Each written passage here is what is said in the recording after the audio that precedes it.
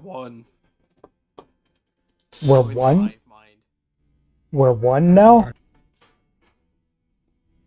Excuse me? Join the Yeah. hive mind. Ball Join. and knees. Join us. Together we can get sleepy. Oh God. We can get I had a eepy? midday. I had a nap today, and I feel so much better. I should have done that. I will say I didn't nap. I don't feel better. Oh, I mean, I feel better, but fuck, my face still hurts. I'm going to smoke, but before I do, sorry about last week. I It's all good, took a man. nap and just didn't get up. It must have been a good nap. I don't blame you. It's all good.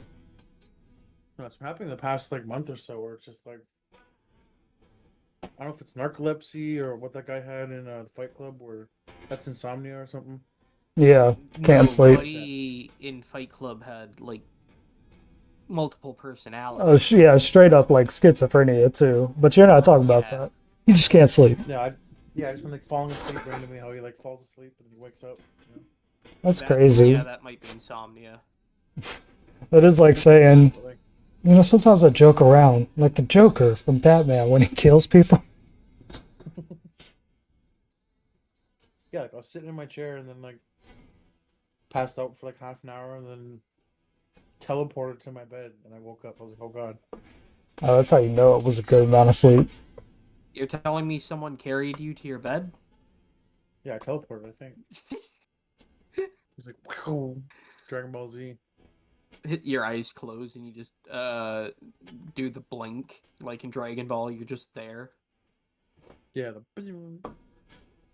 no, sorry about that again. Last Ah, week. it's fine. Yeah, how dare you? You have one job today, Kirby. Not fall asleep. No, well, okay, you have two jobs. No, your job is to talk Inchi out of joining the death match. The death match, Okay. what he's fighting for his family, just to be clear. Yeah, he's fighting for his family. Like he doesn't need to fight for them. I'm already offering them like shelter and a job. I'm fighting in the death match for the money. I'm doing this for the right reasons, the money. I'm doing this to help. Okay. I will kill you, but I'm trying to help. Hello. Hey, Sam is here. Yeah, but before I You're forget, late, banned. I heard you like Frasier. No, someone named Cooper Oh, told me. yeah, I do. That's one of my favorite shows. Yeah, Cooper was telling me. Yeah, I bet. What? Did he return? Did you talk to Cooper? No, Rubik. Oh, Rubik just told me to say that. uh, that has been like widely known about Sam for almost a decade now. I Yeah, didn't know I that. am quite the Frasier fan. I got a Frasier's new favorite awesome. show too. A new favorite old show, I should say. Uh-oh. Oh, what is It's it? it's called MASH. Father. Yeah, you did. I did also like MASH. The man loved MASH. It's a good old show. Yeah, there's I so I wasn't familiar with the show until recently, but it's this Irish show called Father Ted, and Mm. it's actually hilarious. It's really funny, and like I can't even believe some of the jokes that they were saying. I don't know. They must have like different like restrictions or something over in the that part of the world. Oh yeah, Their It's like an restriction is Irish they don't show. care, yeah, Yeah, it's not like and it's great. yeah. yeah. I know I it makes for some pretty hilarious material. I didn't know that, but like the Saturday Night Live UK, which I didn't watch, but I know that they were like able to just swear all they want on there. Yeah, yeah, yeah. They can say quite a bit. Who are we waiting on? Anyone else? We will Sean, be waiting I'm on gonna go smoke Sean. quick. Yeah, Yeah, I'm gonna that's Won't be too fine. go long. for a smoke. better hurry up. It's all good. No. Timing you. Yeah, time my ribs for me, please. I'm going for a new PB. Yeah, yeah, personal bets. Smoking weeds, any percent speed run. Thanks, bro. Start the timer as soon as my On God. Discord. thing goes metered, okay? That's when I'm gonna stand up and start running. On God. Okay. Okay. 3, 2, 1. I'm a little bit off, but I'm starting it anyway. Just for the memes. For the beam.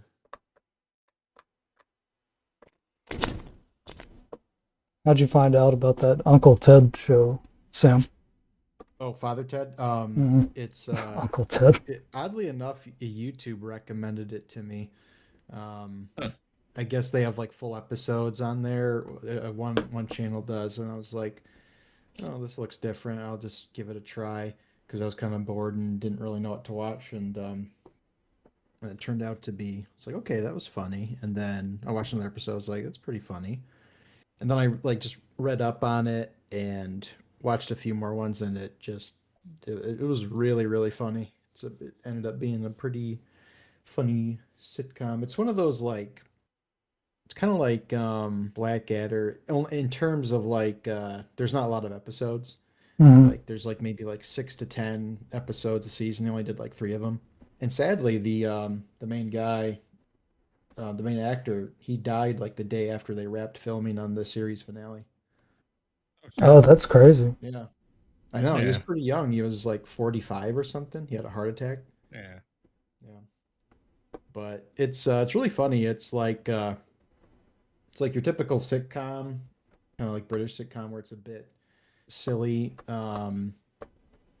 But yeah, they get away with a lot of like crude and vulgar jokes, and a lot of it like makes fun of the Catholic Church specifically. There's a lot of like Irishy Catholic stuff that I didn't quite understand at first. That when I read up on, and I watched like a video about someone talking about it, and it kind of gave me some perspective, which was interesting. And but yeah, it's really funny.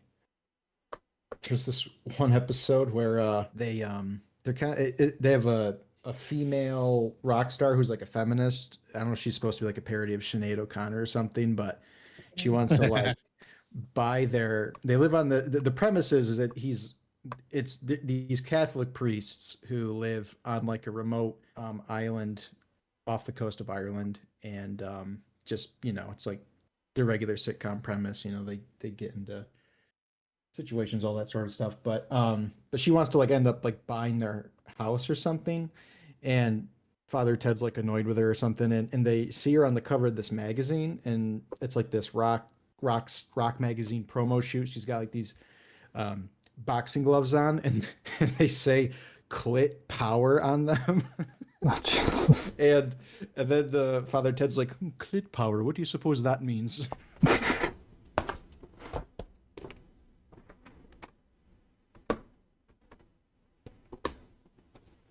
Sam, did you watch the Frasier reboot show? I watched a few episodes. It sucked. Oh, okay. That's what I figured. Well, oddly enough, the like Kelsey Grammer and the other guy that they got, um, I don't know, I can't recall his name, but he's another like old British sitcom guy. Like they were great, um, but the rest of the cast was insanely bad. It was so weird. Like they were awful, and the writing wasn't that good, Yeah, and it was just a weak premise, which I kind of figured it was. It's a nostalgic cash grab like every other reboot out there. But um, like everything these days. I found yeah, out that they made like a Hannah Montana like reboot the day it aired. Like it's just crazy. Like the way the stuff comes out just doesn't affect anything at all. yeah, it's yeah, low risk. Here's our IP. Yeah, we can't be bothered to take a risk. We just gotta. This thing's popular. Let's redo it. And then it doesn't work unless there's like sometimes it does. I don't know. I feel like every time that even when something like that is successful, it's always kind of like it was all right. Yeah, like what even is a good example? I can't think of one. I don't know. The best thing that I relating to that I thought was the Spinal Tap sequel that came out. It was either this year or last year. that was odd because I watched that like the day after the news broke that Rob Reiner was murdered, and he's like, a big part of the movie. So that was weird, but that was pretty decent for like doing like a, I don't know if it's like, it's not really a reboot. It was just like a super late sequel kind of a thing. Legacy Which is like, sequel is what they call it. yeah, yep, yeah, and it Bummer. wasn't bad for that. But they could have done. It was annoying because they could have done a better job with it. Like they released an album to go along with it, and there's some really good, funny songs on it, but they didn't play any of them. Tron. But they just they did the callbacks to the like they did the songs from the first movie, which is like, yeah, we already heard those. Like they were funny, but like their newer material was like just as good. Tron Legacy is the best Legacy sequel. Oh yeah, I guess that yeah, would work. Yeah. yeah. Mhm. That's I would say that's a pretty good It was dope example. as shit. Yeah. Kirby, it was 5 minutes and 40 seconds, by the way. Yeah, I could have saved some time, but I slipped and broke my back quick. Oh, okay. I've been enjoying myself with Crimson Desert. I don't care what you all say. Why Game sucks.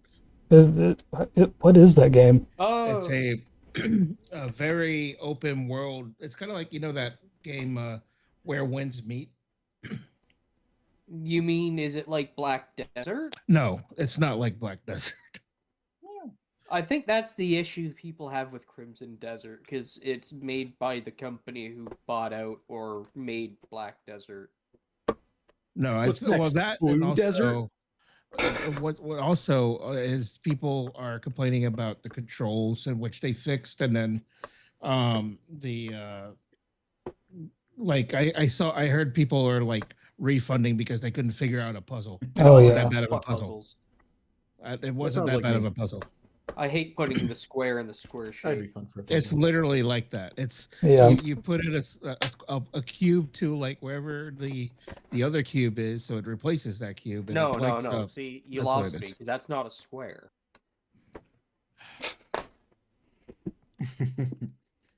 See, I'd have to refund it because I wouldn't know. Yeah, you probably be the one that's a fucking dumbass that can't play it. Yeah. I don't know my ones and twos, man. He would be the one yelling in the comment section. Like I don't get it because the control scheme that I was playing, it's like playing a little bit like Dark Souls, and then a little bit like what's that other game? For Honor. So it's kind of like a mix of those.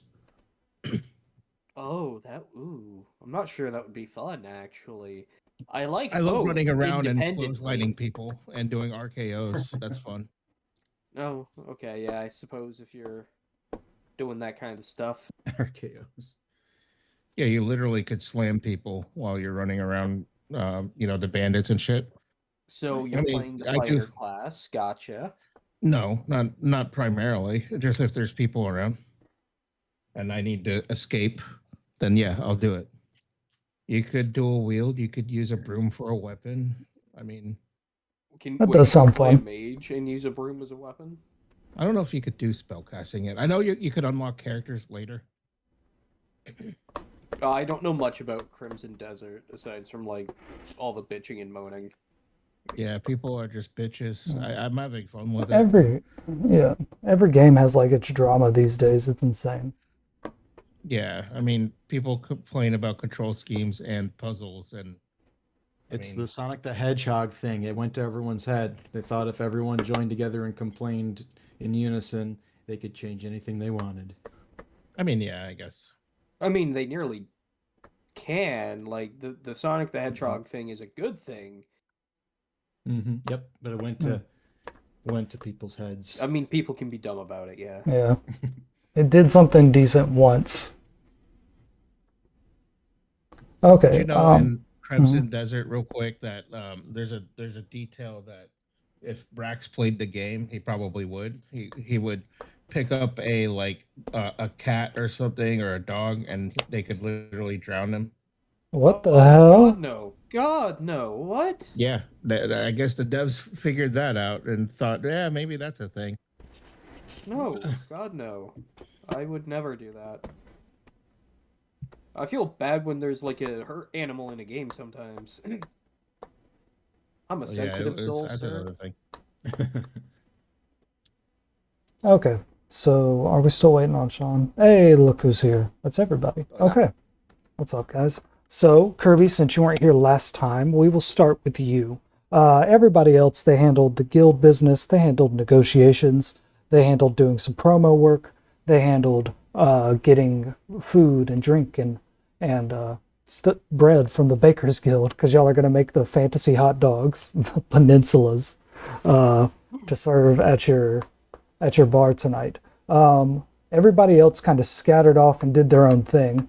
But let's say that you came back into the yawning portal after going down to the sewers with Xanathar. Is that okay? Oh yeah. All right.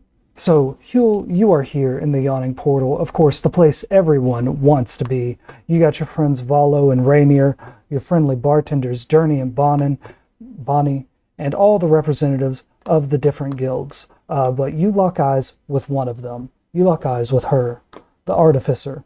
From all the way across the bar, you see her sitting in her usual spot, and she is looking dead at you. What do you do? He like scan the room, and then when he saw her, he gets a big smile and he waves. And he's gonna head on over. She smiles and waves back. She seems like she was lost in thought for a moment.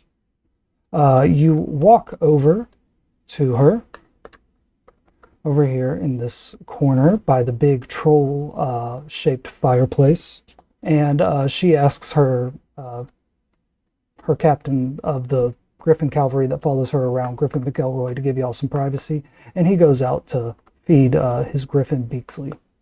And I have to pick up my DoorDash order. Give me just a second.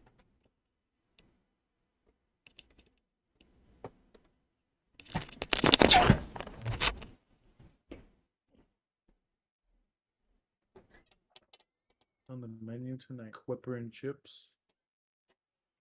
Oh, ratatouille. Ratatouille. Hugo gets ratatouille every single time because it sounds fancy. He doesn't even know what it is. He just eats it. Just vegetables. Yeah, he doesn't know what. Yep. Brothers paying a premium for a funky salad. Yeah. Holy moly, that's a silver dragon, right? What's that steaming? Gold coins are Yes. gold dragons. Yeah, silver dragon. So silver. Ratatouille is 1. Squash is 5. All right, I'm back. Okay, so you sit down in front of the troll-shaped fireplace at the yawning portal, right across from the artificer. She is putting on the sleeve that covers her silver artificial arm, and she says, Huel, how goes your day? I've heard you're busy with your bar opening and such. These look at the menus.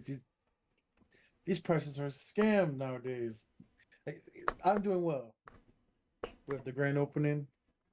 She says, that's very good. I have some things to attend to, but I should be dropping by later tonight. I'm looking forward to it. I hate that we got interrupted at the gala by the Assassins Guild.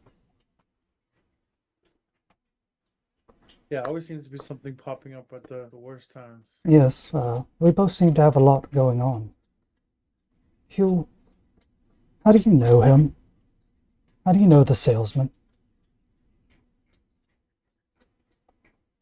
He puts his hand on his chin. He starts thinking about it. I was stumbling to town one day, and I just met him on my way. He sold me a cart. I think that's the same guy. You think it is? Yeah, I owe him a debt, and I pay him. I don't look at Pay him every week, right? Necklace on my shoulder. And keep talking. Like, yeah, Yeah. every week. Little Inchi just acts like a little raven on your shoulder, not really talking or doing much. And she says, yeah, you pay him every week, right? She says, me too. That's what it takes to keep this silver arm. His eyes go big for a second. He's like, he swindled you too? He didn't swindle me, Huel. He set me free. I'm able to be better than I ever was, more powerful than I ever was. I don't need monthly maintenance. I can do incredible things and think very fast. It's an upgrade. And he always finds you when you need him. And he said that he could unlock my potential if I just worked hard for it. I could have everything I ever wanted. And so far it's been true. But I can't help but feel something's wrong.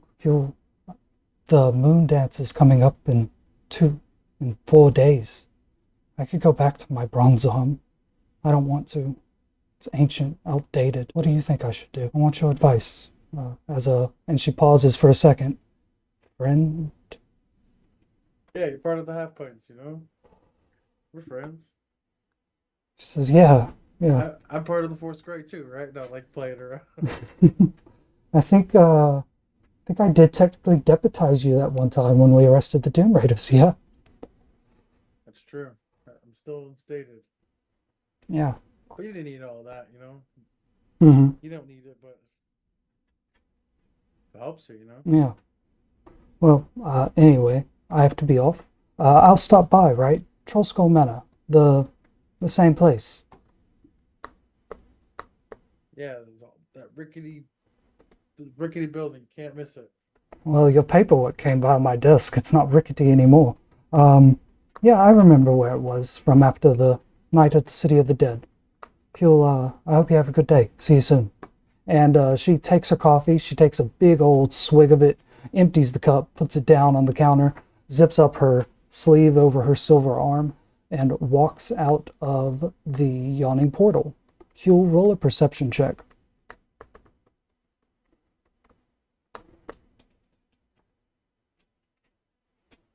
13.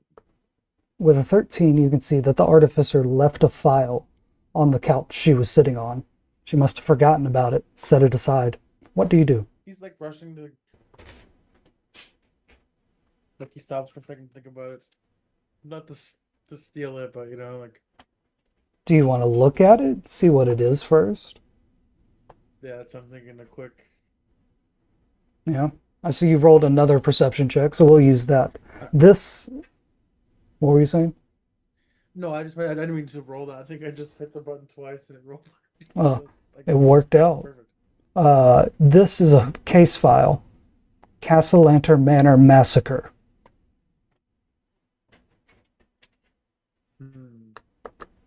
Because when I shrinks down, but his other eye goes completely big, like he's investigating this and go try to remember. Okay. Do you rush to give it back to the artificer? Throw it away? Keep it? Yeah, I'm gonna rush and he's gonna like snap back and after reading it, close it, then I'm gonna run it back. Okay.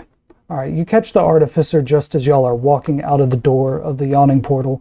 And it is about noon-ish. I left a little inchy behind.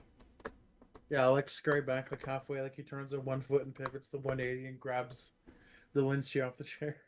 Yeah. Don't miss a step. Swipes Yeah. him. Little Inchy firmly on your shoulder. You catch up to Artie, and the sun is shining. It's about noon, and it even shines through her little like handkerchief thing she has around her neck, and shines through to her chunk of bismuth that powers all of her magical abilities. It catches the sunlight and reflects in a dozen beautiful colors. What do you say? Like gets blinded for things. Like, you forgot something, and he's gonna run and handle the file thing. She goes, "Oh, thank you. I never forget things." She says, "Hey, be careful as a business owner." And she kind of taps the file once or twice. Crazy things happen, even in the north of Waterdeep.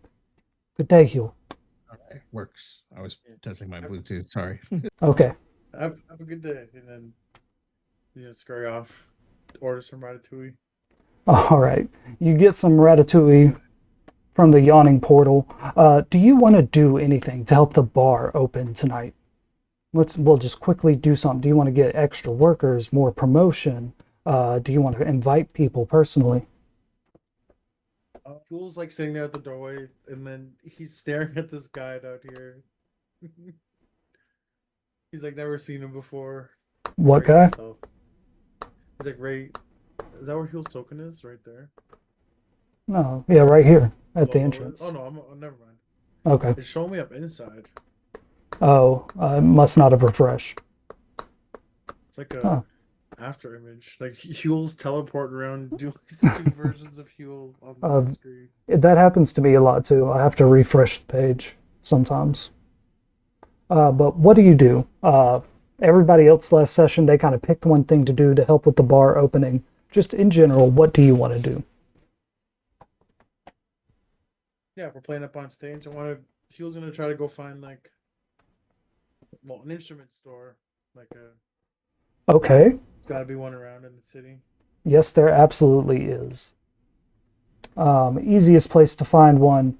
If you want one that's just casual, solid, it'll work for a while. You can go up north to the market, or you can spend some time in the trades ward finding perfect, expensive, fancy, perfect musical instrument. Which would you rather do? Ooh, fancy, huh? Fancy but Where? expensive. The market, solid, dependable.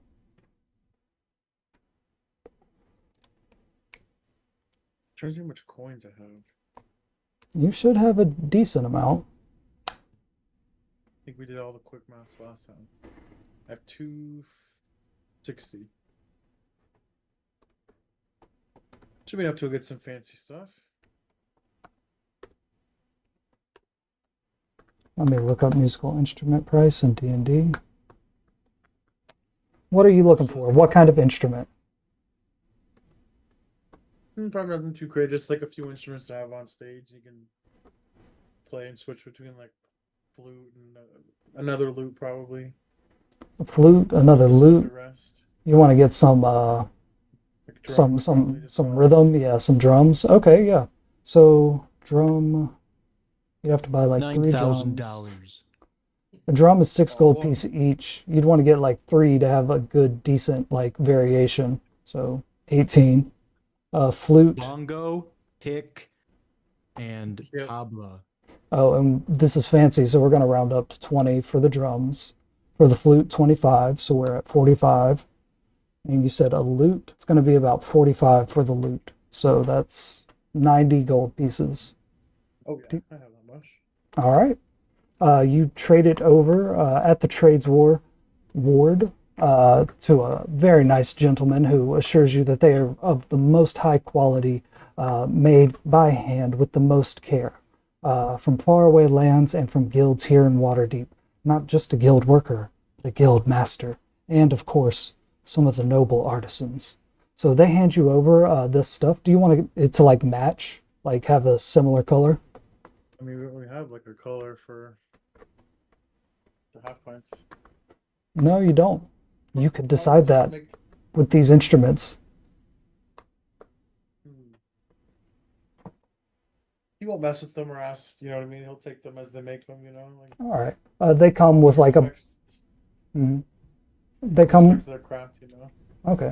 They come with a bunch of like white porcelain highlights and stuff, which is nice. You take all of that and you get a cart and head up to Troll Skull Manor with all your friends.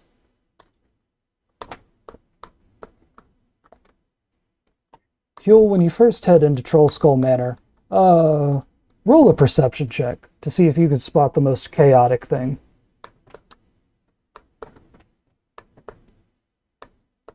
Oh boy. Perception 4.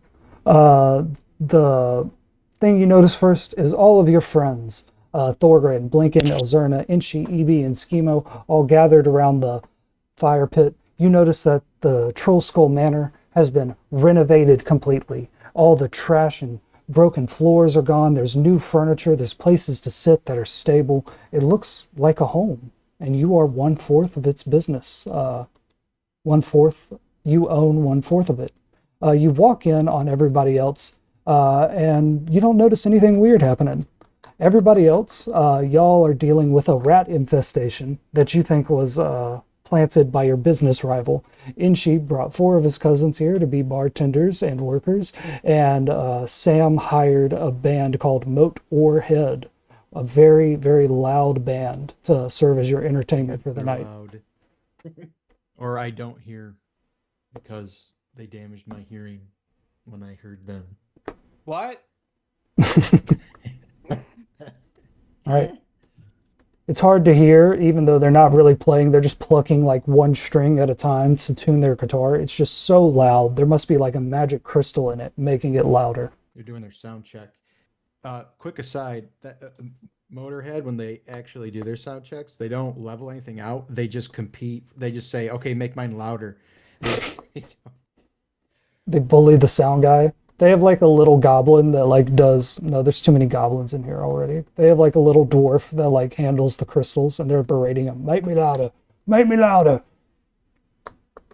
All right. Everybody else, what do y'all say? Y'all can act out a turn. There's not really a turn order right now. You have the rat problem. You need to train your staff. You got this band setting up, and you're going to have a ton of people coming over for opening night.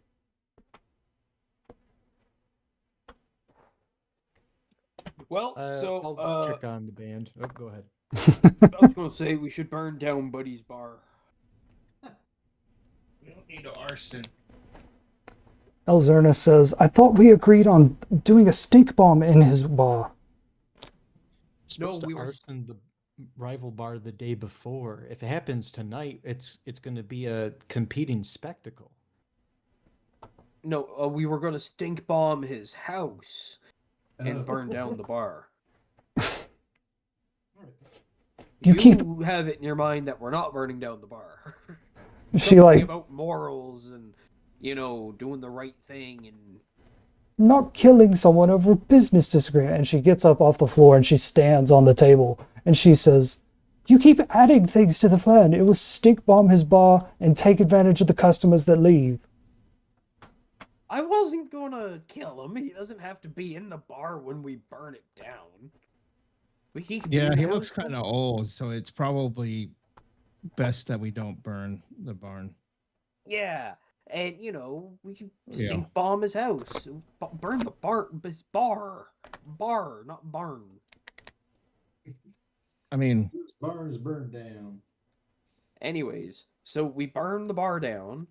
nope. Morgan, I left And then- for like an hour, and you're talking about burning this place down? Well, look at what he did. I'm gonna hold up the bag of rats. Yeah, Huel does not know what happened. Yeah, he planted them. I see those rats out in the back alley like all the time. I go back there more than you probably. So are you letting rats into the building? Not inside, but Are you the saying we have a outside. rat problem? On the outside, there's a rat problem. Then they don't come out of the inside. So, Like, The- what do you mean? Thorgrim, remember the interesting thing about these rats is all their tails were purposefully tied into a knot and then somehow got into your pristine, brand new establishment.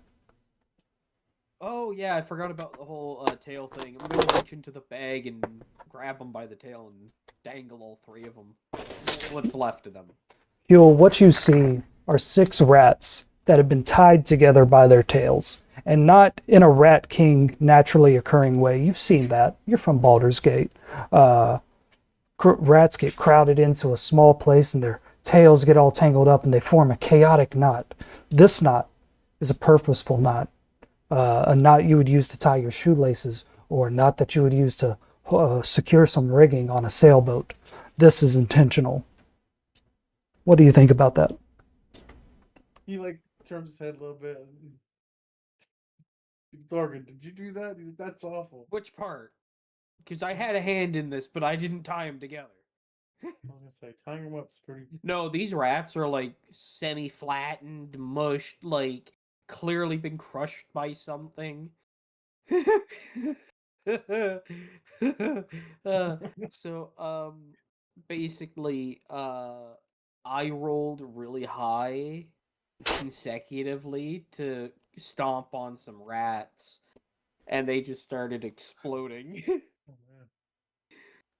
Oh, man. So yeah, I this is like Mhm. what, 20 minutes after that happened, if that? Yeah, y'all were standing around. Okay. Yeah, so I'm still covered in rat blood and guts. Like, it's still seeping in through, like, from the ceiling above us. Yeah. So last session, your business rival, Emic, the halfling, who owns a bar 1 block over, reported y'all to the Fellowship of Tavern Keepers and Innkeepers and said you had a rat infestation. Luckily, Blinken and Thorgren were able to solve this rat problem before the inspection happened. Everybody is suspecting your business rival, Immick, of planting these rats in your bar to try to get you shut down before you even open. Well, he says we suspect him. We're just blaming him. We don't care. We've decided who's to blame. I'm with it. He is obviously the one who's doing it. He is the one to blame. I mean, he is a high suspect when he looked at everywhere to see if there was rats or something that he thought that he stowed away the rats. So it's very, very 95 to 120% him. So what I'm hearing is because he's a No, we're thieving not little gonna bastard, burn we're the burning his fucking bar place down. down. No, shut up. Too much excitement for one night. You know what? Why not like I think the stink bomb thing would work. I think. Yeah. Hey guys, I would like Yeah. just 5 minutes to chow down on my food. How about y'all talk amongst yourselves what you're going to do about Immick? You don't have to do anything. And then what's going to be whose responsibility for tonight? You have Yeah.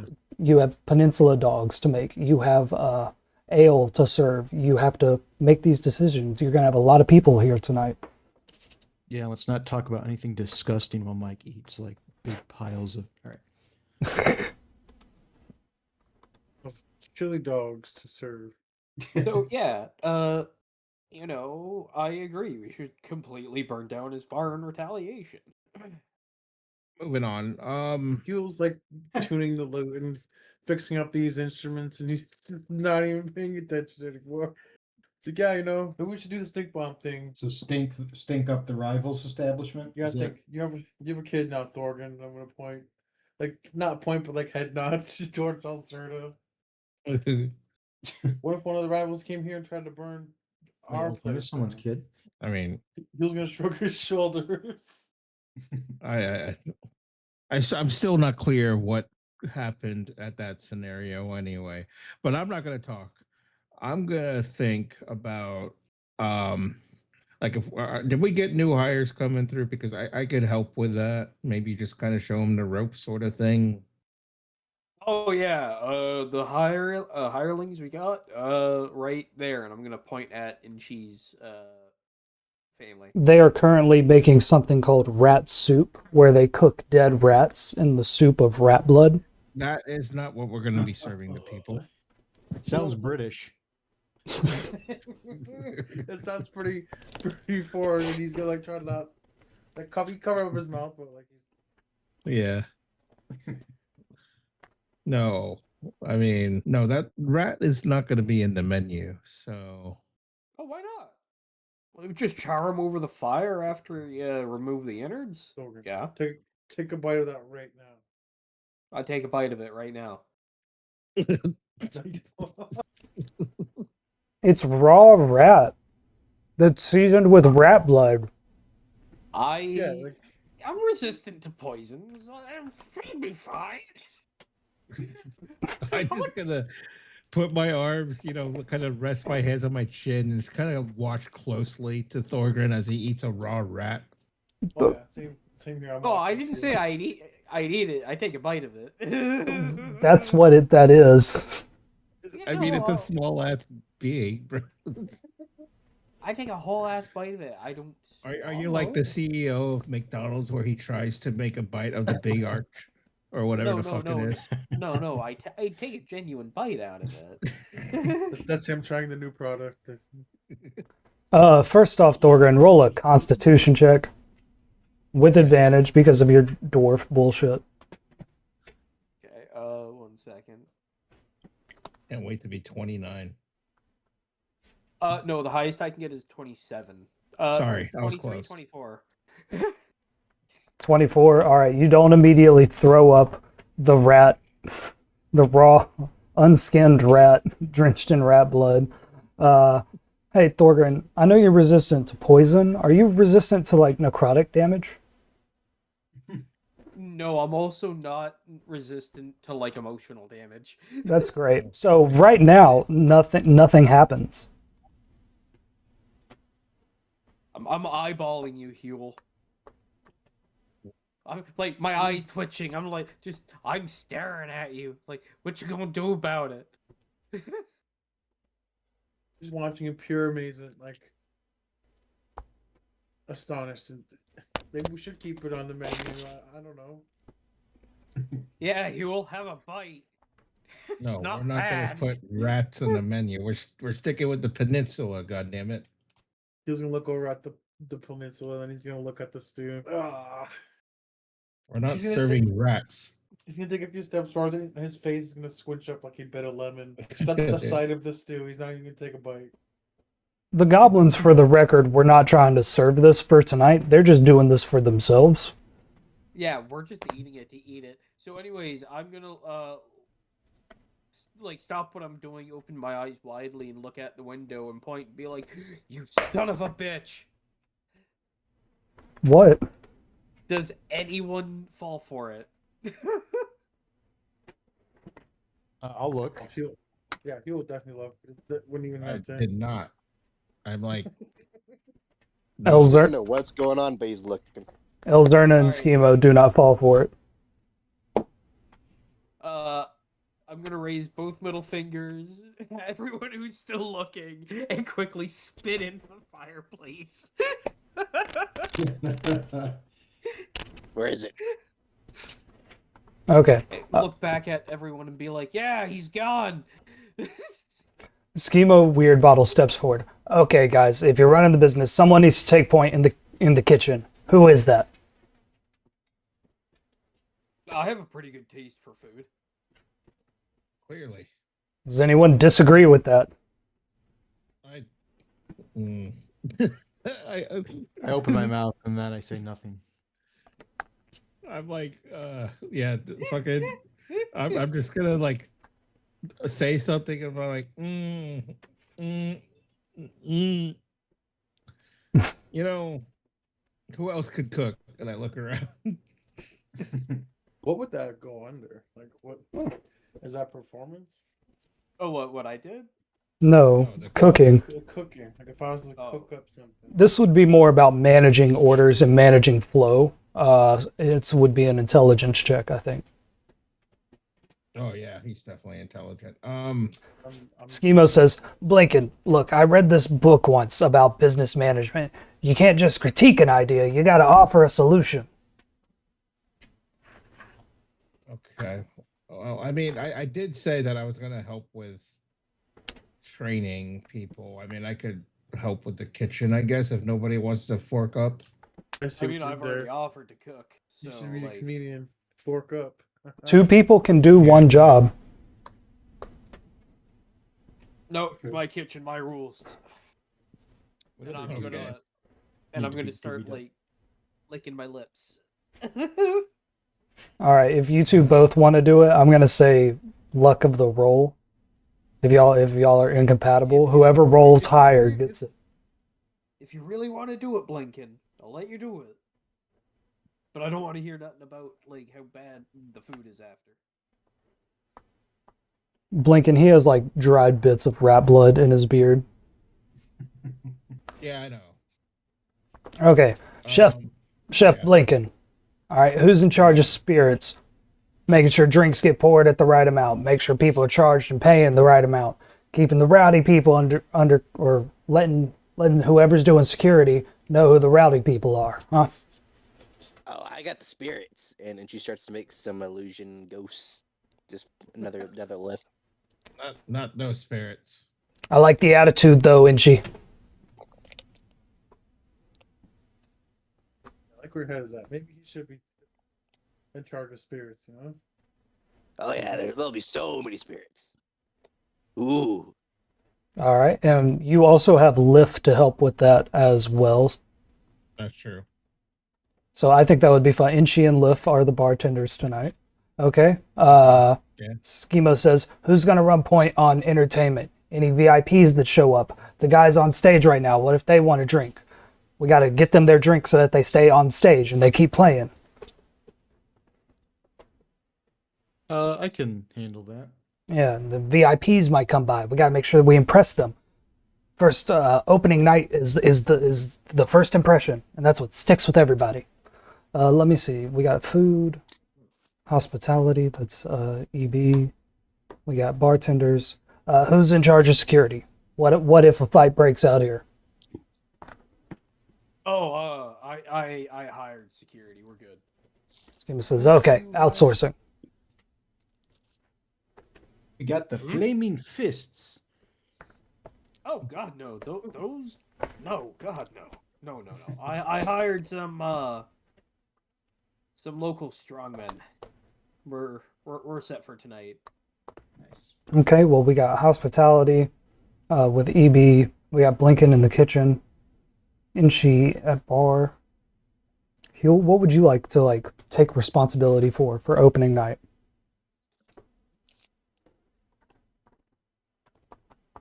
I could play some music up on the stage, but I could help also with other stuff, in between. Okay. Bards, Schemo and Elzerner, Mhm. could even all play Y'all will be together. y'all will be floaters. Oh, who's in charge of the goblins? Oh God, that's probably Inchi. He's at the bar now. These are Makes sense for the goblin to be in charge of the goblins. these are goblins of various ages. You got two adult goblins and two teenager goblins. Yeah, something like that.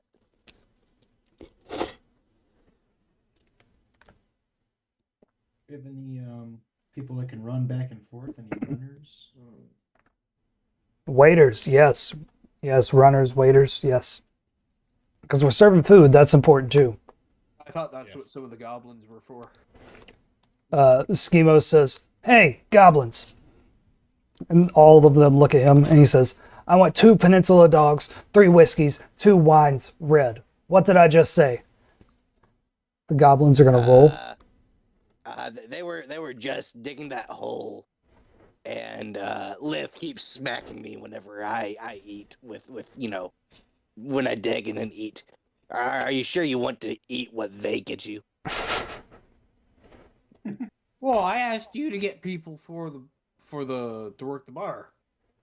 I grabbed hole diggers. All right, yeah. They could also wrangle some food. Huel, go find us people to work the bar. Just a second. He starts thinking about Okay. So if y'all did want to go out and hire some people with decent experience, there are hiring halls where you can hire people for let's come in and do simple labor tasks like this. You can go and find people like that, or you can decide to train these goblins. If you go do that, you're going to have to pay people.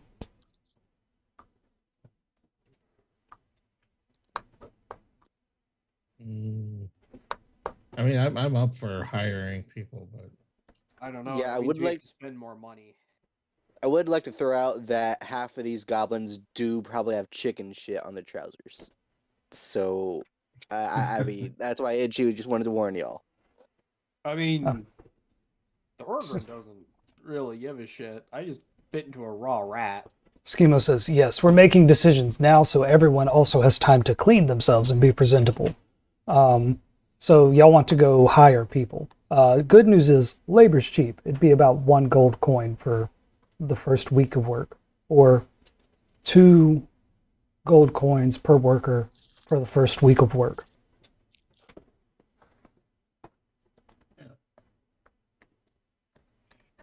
Yeah, I'll go find someone. Okay. I'll go right now.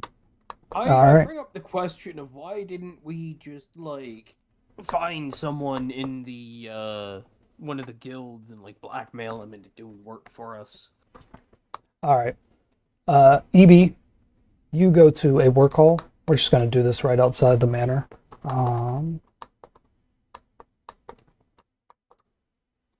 As you walk Can't in, blackmail everyone for everything, dude. You know?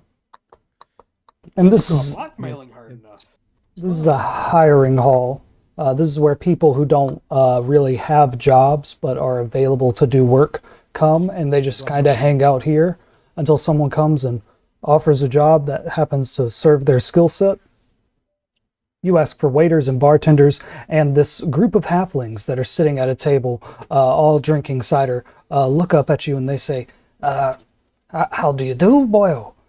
We recently, the bar that we worked at got shut down. We would love to come and work for you. Well, excellent, gentlemen. Then I give them the rate that we're gonna, willing to pay. Oh, they try to haggle a bit. They say, hey, we got a lot of experience, boyo. Maybe 3 gold coins a week. 3 gold coins a week. If I had a hat, it would flip right now. I say 2. Sam, roll a perception check. DC 16. I got a 14. They kind of back down a little bit and they say, all right, 2 gold coins for each of us. 4 of us, every week. That's 2, 4, 6, 8 gold coins a week. You're hired. I say, excellent. Where are we going? To the Half-Pints bar. The Fool's Half-Pint is its official name. Okay. There's a okay. painted sign out front and everything now. It says opening tonight. It's about maybe like 2 p.m. as this happens, so y'all still got time. You've been telling everybody to come over tonight. As this group of halfling bartenders and barmaids walk in, they see a bunch of goblins boiling a rat in its own blood, saying, rat soup, rat soup, rat soup. One of the guitarists of Motorhead slams his or strums his lute, and all of you can feel the vibration in your feet. And they say, what kind of place is this going to be? Diverse. All right. Bar of legal activities. Why? Why do you ask? They say, who's the shift manager, and what do you want us doing? We cooking? We serving alcohol? We just running? You, my gentleman, will be you will be in charge of waiting, and one of you will be the runner to go back and forth to the various departments here, and I just show them, between like entertainment, and I tell them that I'll come get you if VIP or the band need anything. Okay. So you've told 2 of them what to do. You've told one of them to be a bartender, one of them to be a runner. You have 4 of them.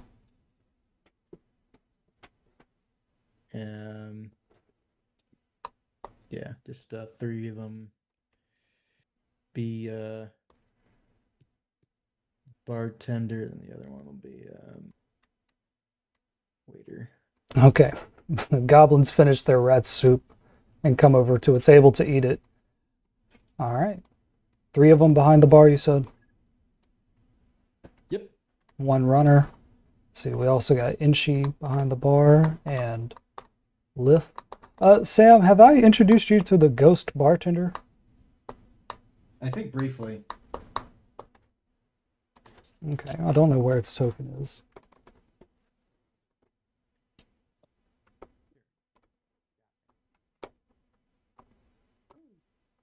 Oh man, I don't think I'm going to be able to find it. But anyway,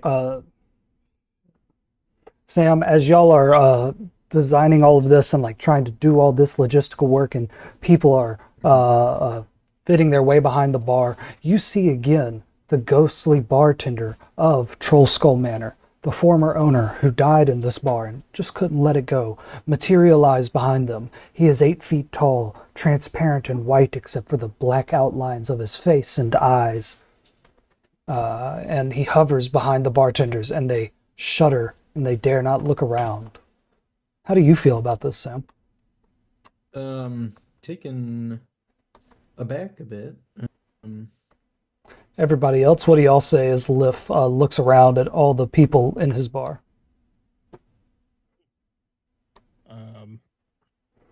I'll go up to Liff and say something like, "Don't worry, fella. We're gonna be, making some business here real soon. I guarantee you." There.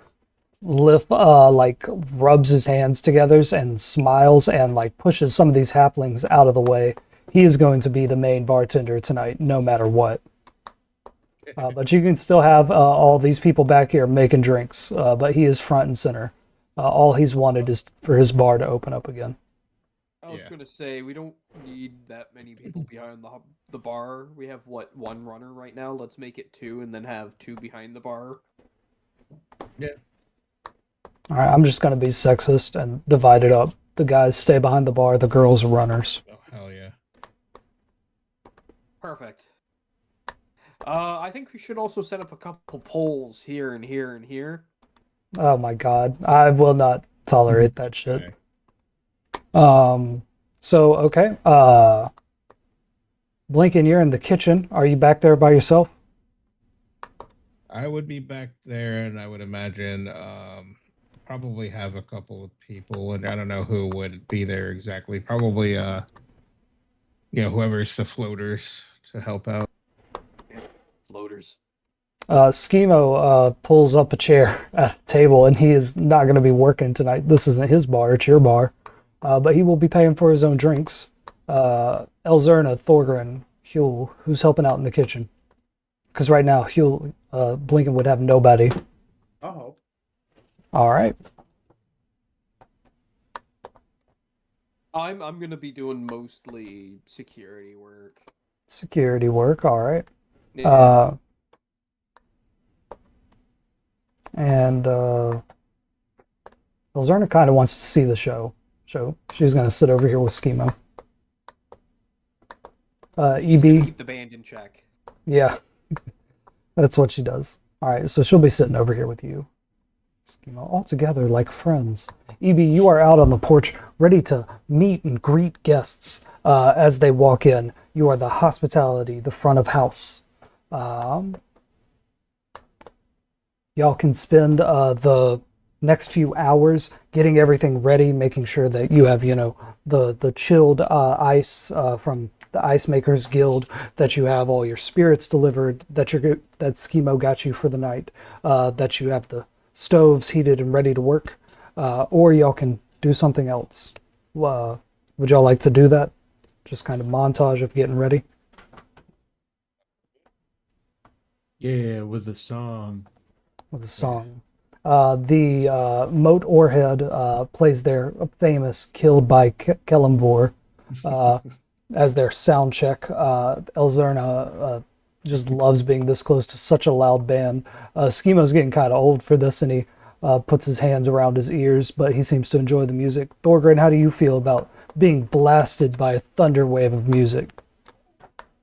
Oh, this is great. I'm using the loud music to quickly write a note. Mm-hmm. What would I roll to like try to forge a note from someone who I've never seen write a note before? Incredible luck roll. Cool. Roll a D100. Try to get a 100. I'm gonna forge a note from Xanathar to Inchi. Oh my god. Oh god. No. But you can feel about it how you want, but no, you do fail the check.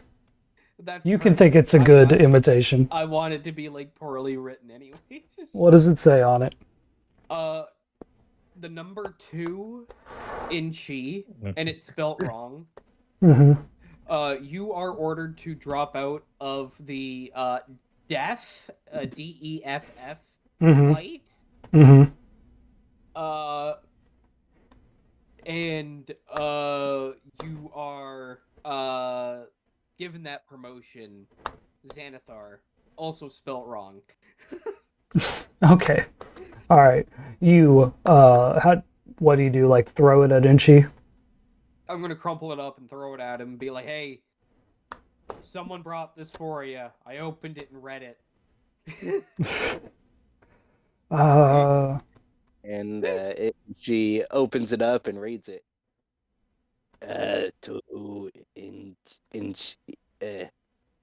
Thorgren, do you think I'm dumb? This is No? not Mr. Xanathar's handwriting.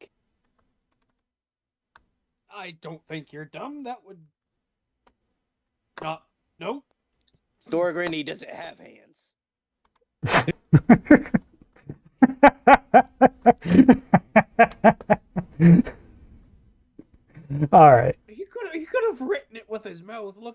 kidding me? All right, Inchi, Lif motions to you. He needs 3 chilled glasses that he can serve ale in. Y'all are practicing getting a good line going over here with the other bartenders. Roll me a dexterity check, Inchi. That is-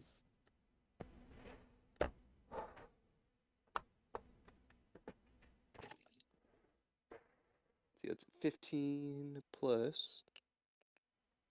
Just a 15. You slide those glasses just on the bar, nice and smooth. They go across the perfectly like glossy surface of the bar, right down to Lif, and he catches them and he pretends to pour some ale in them, and then shifts it over to the other side of the bar where one of the male bartenders calls out for a runner who comes and gets the mugs and pretends to serve it.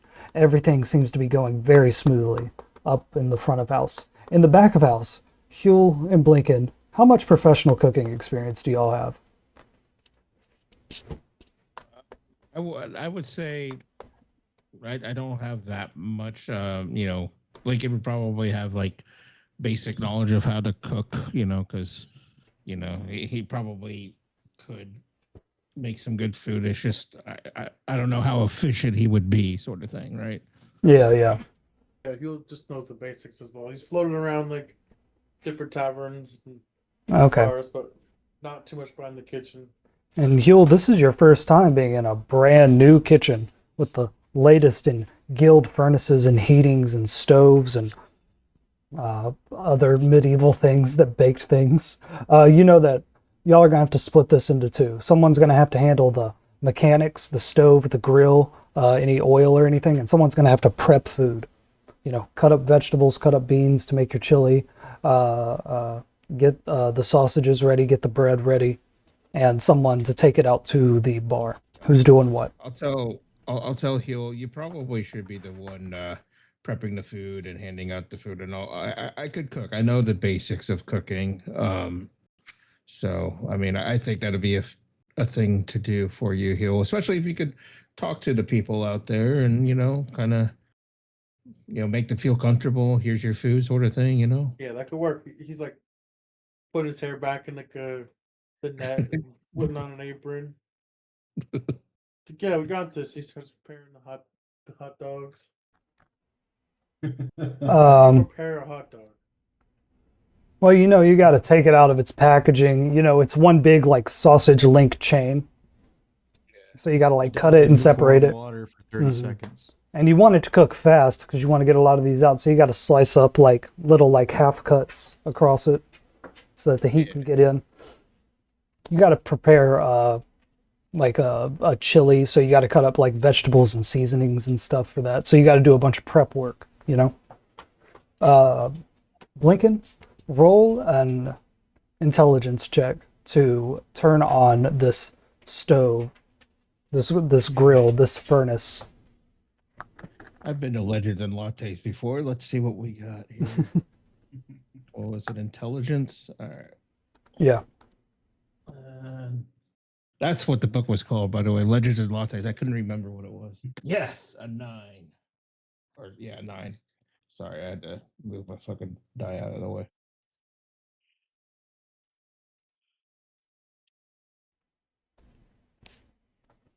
All right. Okay, that was some good pasta. So with the 9, Blinken, you turned it on, and it gets very, very hot, way too hot to cook anything without burning it, and you don't know how to get it to go down. How would you solve this problem? Mm. So is it a kind of stove that has like a I don't know, like a stovetop thing and like an oven thing to bake in there? Or... Yeah, it's like a medieval thing. I should have researched like how this works. So you'd have a bunch of like very hot coals in the bottom, and then there's supposed to be a way to like shut those off from heating the big metal part up top that you would cook things on. But you can't figure it out how to work. It's some kind of newfound guild thing. It's more efficient, but you don't know how to operate it. Okay. So I look around and I look at the oven here. Is there any clearance where the coal is? Like maybe to It's fill on the up or bottom. something? Yeah, it's on the Right. bottom. Okay. So the So I would think that I would look around and see if there's like, I'm like, oh shit, maybe I could like put in, some type of cover or sheet down there, like a metal sheet or something. I don't know that I could find that to cover the heat. And I'm like, oh, it's way too hot. You know. Okay, okay. Roll another intelligence check. All right. Let me roll higher, please. You need to beat a 13. Hey, there we go. 20. Dirty 20. All right, with that, you are able to get the heat under control, but you know that piece of metal you put there, it's right over the heat. That's not going to last forever, but it's enough to get it started. You know, it's open at night. You got to just do things, make decisions. Yeah. You'll roll a dexterity check to see how well you cut up all these vegetables and hot dog sausages and pieces of bread. Okay. Come on, dexterity. What do I have? Oh, a 5 total. Let's see. Uh, Yes, a 1. one. I meant for Huel to do that. Oh, okay. You want that one per week? No, I'm not going to do that to you, man. No, that's the real dice. That was meant to be, dude. He'll give me a dex check. Okay, I was gonna say I'll take it. It doesn't matter to me. No. Imagine it's a 1, If that happens, that'd be so funny. a 4. 4. Yes. Well, a 5. A +1, yeah. Yeah. So a 5. So Huel, you do not cut up any of these vegetables to be the same size. Like there's no like I was gonna if you got higher, it would have been like a montage from the bear of like just the way you slice it up so perfectly. But it's like a Adult Swim spoof of the bear. The way that you're just things are flying around, getting on the Tim floor. Harris skit. Yeah. Yeah, onions are getting on the floor and stuff. You're like cutting the hot dogs halfway so they heat up faster, but you're cutting it at different angles and depths each time, and it just looks like a mangled hot dog. But this is just, the first batch. The first batch is always going to be rough. Don't worry about it, okay? But Don't worry, Blinken. We got this. And he's throwing things all over the place, like they're going up in the air. the two of you together roll for style points. Like, how well can y'all work together? Because Huel's going to have to put things on the stove, and Blinken's going to have to take it. Y'all are going to have to work together as a team a little bit. So, together, roll a dex check, and we'll take who's ever is highest. Okay.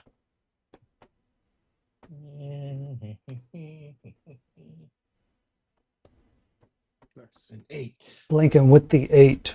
I got a 6. Oh, gosh.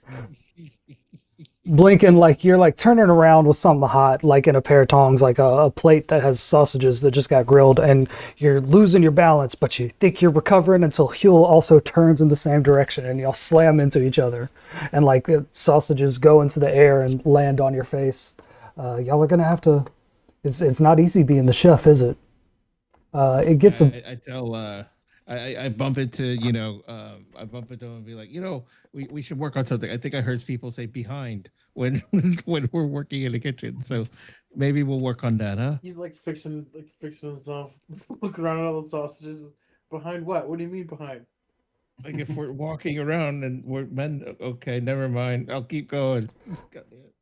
Little and she says, "A good kitchen is like a ship. You pick your North Star, and you pick your starboard and port side, and you always call out which way you're going, so there's no confusion." Oh, see. He says, "But it's getting too hot in here for me, and I'm not doing all this work. I'm not getting paid for it." And he flies out of the kitchen. Oh, Don't let you go. he stretches into infinity. He flies out of the window right here, and he flies around, and he flies over to EB on the porch, and he lands on the railing. And EB, you see this raven that you know is an imp, something from the hells, pretending to be a creature of Toril. You're sitting on the porch, you're waiting for the first guests to arrive. Do you say anything to the raven, or do you just sit in silence? I give him one of those awkward eyebrow raises and slight nods, and just sort of look around. He I, he pecks at some stuff on the rail, like some little tiny bugs that are around. So, you're I hear that you're not really a raven.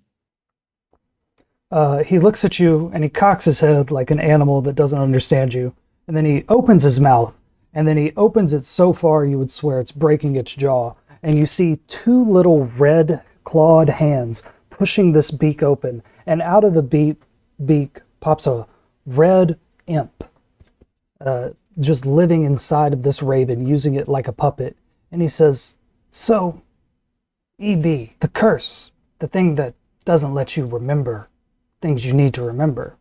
It makes you forget some things. It doesn't make you forget everything. I've heard what these guys have said around you. You know they're going after something big. And you're just sitting on their porch." I'm involved. He says, "You're really not, man." What? He says, "You know there's something bigger here. And my job is to figure out, are you playing a long game or are you just that dumb?" Evie hides poorly his embarrassment and frustration.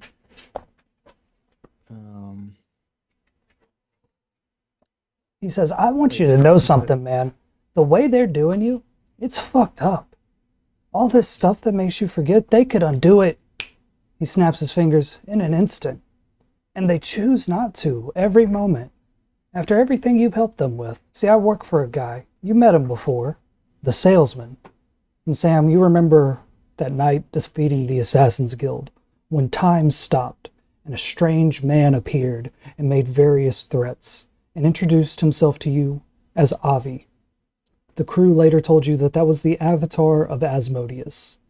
This creature in front of you, this imp, works for the avatar of Asmodeus. He says, he really loves helping people, but it's always got to be a give and take. You got to give him something that he can take, and then he'll give you something that you can take. It's fair. It's right. Those guys have a weak link. We could tell you who it is. My eyes dart greedily. I peer back into the bar and I look around. I say they really haven't included me in this yet, have they? I haven't heard one bit of tangible evidence of this great big what did you call it? A treasure. They're looking for a treasure. They've talked openly about how they're going to have a bunch of gold really soon when they do some things. And then when they talk about doing those things, that's what you can't remember. They've talked openly in front of you about how they want to, or about how they need to, kill the artificer, that law enforcement lady, and take that gemstone in her chest. You know that little girl they keep around, or that girl they keep around, was kidnapped by them, and that when she calls herself Stacy, that's not her real name.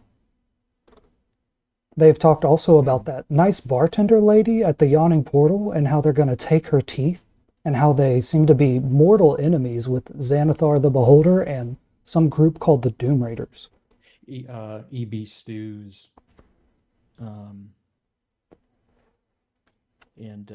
he says they have been conspiring and planning, and he starts to like get like irritated. He says, "It's all a competition, man. It's all about who gets there first. And if you want to be the best and you want to be first, well, you got to be a little bit wicked." And EB, at that moment, the first guest walks up. Let's see, who's going to go first? Oh, this will be fun.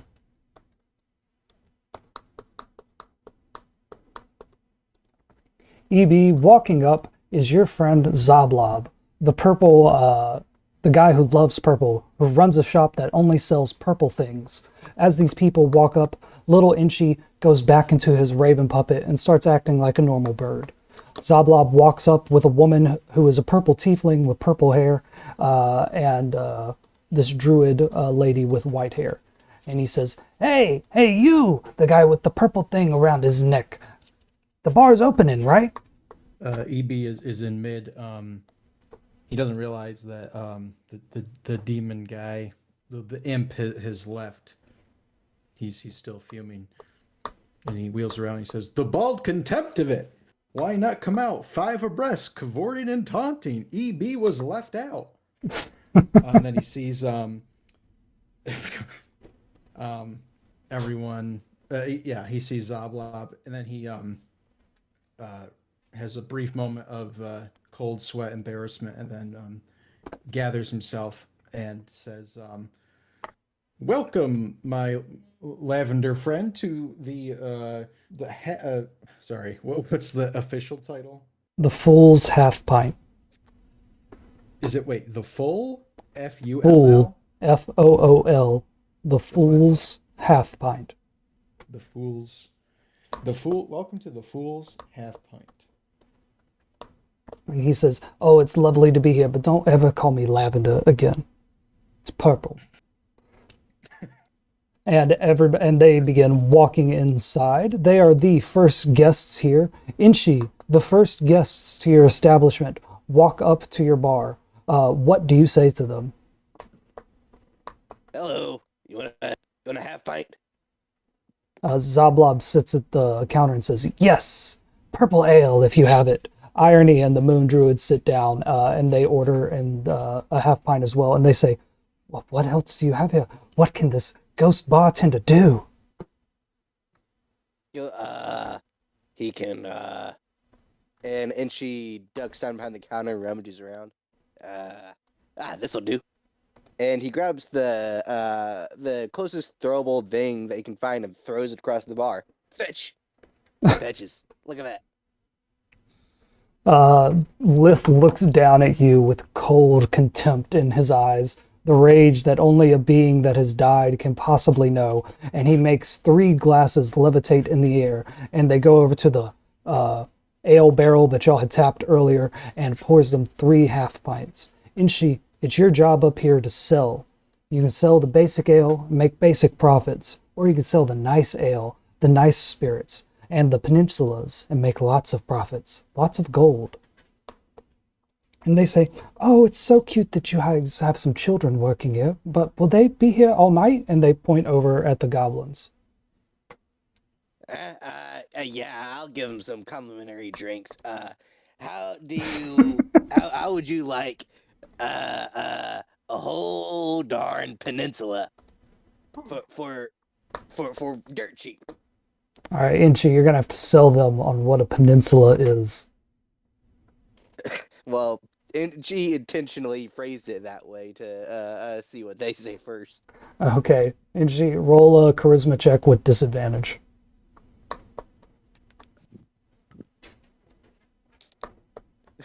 Well, I don't need to roll again because that's a nat 1. Nat 1? Okay, you do not sell any peninsulas, and they just sip on their half pints of ale, waiting for other people to show up. They came in right as the sun was going down. All your notices and everything, we've kind of metagamed it a little bit, but they all said to come here at this hour, when y'all are prepared, when everything is set up. And EB, boy, do you see a lot of people coming. Let's see.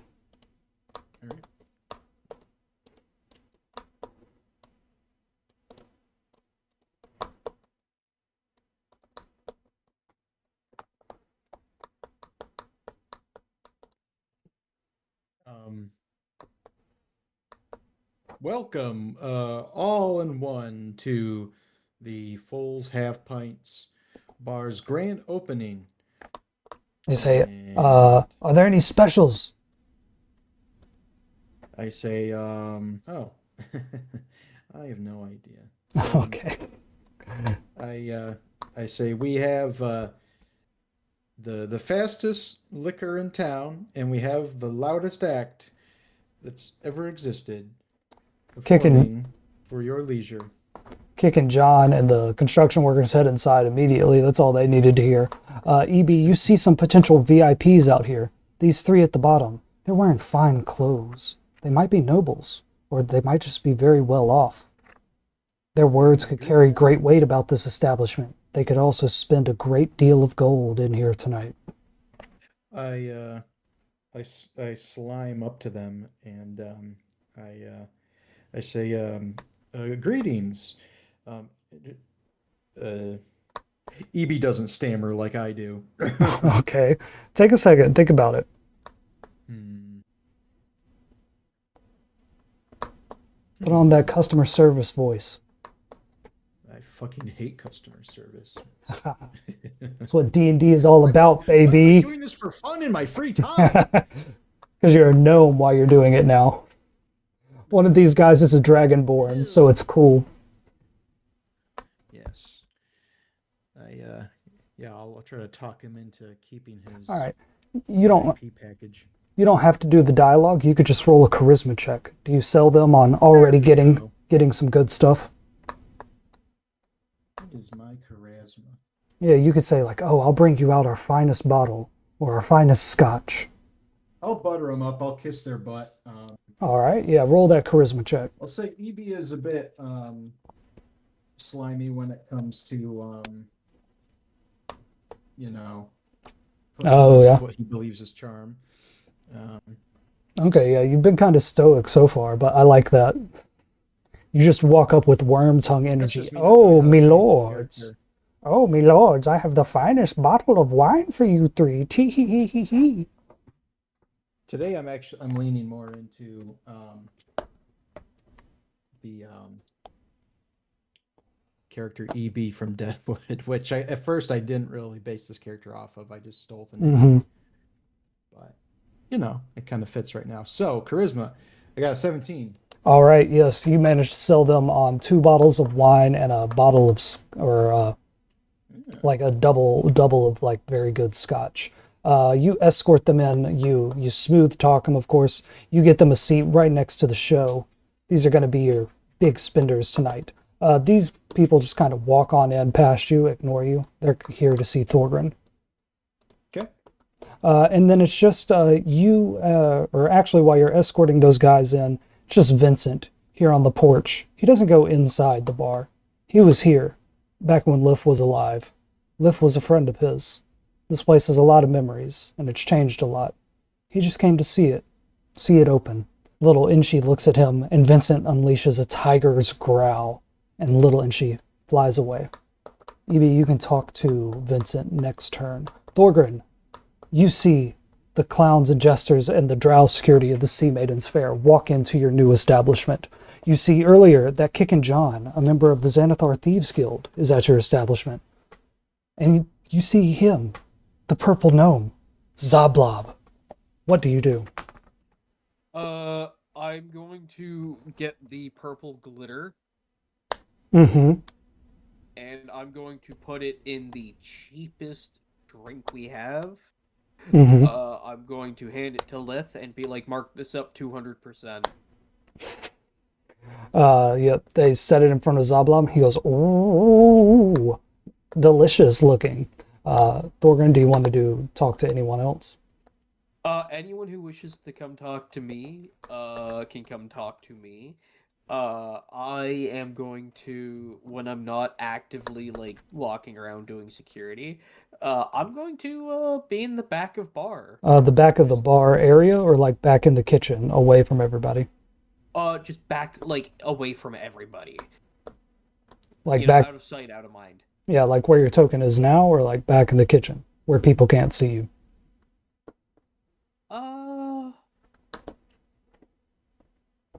Let me close my character sheet. I don't see the bar right now. I'm still on the city map. Oh no! This whole time, god damn it. This whole time I've been doing things. Alright, where am I right now? Right there? Mhm. Probably... like around here. Near the front enough to keep an eye on the bar as well as, Okay. All right. You need to have a meeting with the drow security guy, real quick. He says, I got my 2 entertainers here. Give them complimentary drink. Get the spirits up and they'll go ahead and start entertaining. Looks like your band's taking a real long smoke and drink break. I bet they won't get started for an hour. And I'll keep my eyes open. Anybody I need to keep an eye on specifically? Not that I can think of at the moment, no.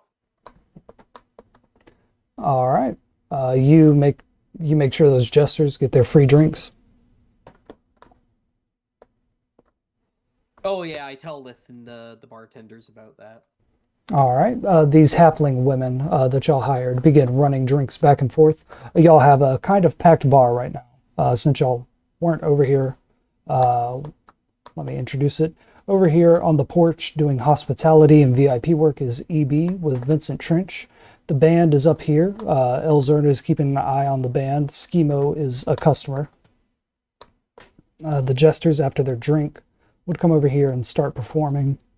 I just saw the tokens for the band. Oh, yeah. Yeah, no, that's been up here for like an hour, and y'all have just been looking at the map screen. Crazy. Yeah, no, I like we were on the bar earlier, and then it switched Yeah. over for some reason. Yeah. Oh, that's I weird. saw the bar. Yeah. Yeah, I looked away and I didn't realize it changed. Oh, yeah. Alchrist is here, Blinken. Volothromp is here, along with Rainier Neverember. Kickin' John is here at the bar. Irony and the Moon Druid and Zoblob are also here. And then the goblins are just in the corner eating a bowl of rat soup. Blinken and Huel in the kitchen. Y'all have started getting orders for Peninsula dogs. Go ahead and roll. Both of you roll, and we'll take the highest. Another dex check for cooking. Or, I don't know, this could be performance. Hey. Yeah, He could do dex, it, yeah. I'll dex do or dex and then performance, he'll do whatever higher. performance, Yeah. Yo, I rolled the 1 that I got the 20. Hell yes. It So, started to burn, freaking like threw some alcohol into the dish and it fixed it. Oh, yeah. Sean had to bail. Oh, really? Oh. Yeah, he just dropped into chat. I gotta go. No explanation, nothing.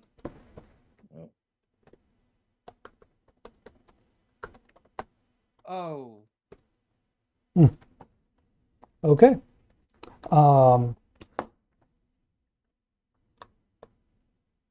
Shoot, it's late. Damn.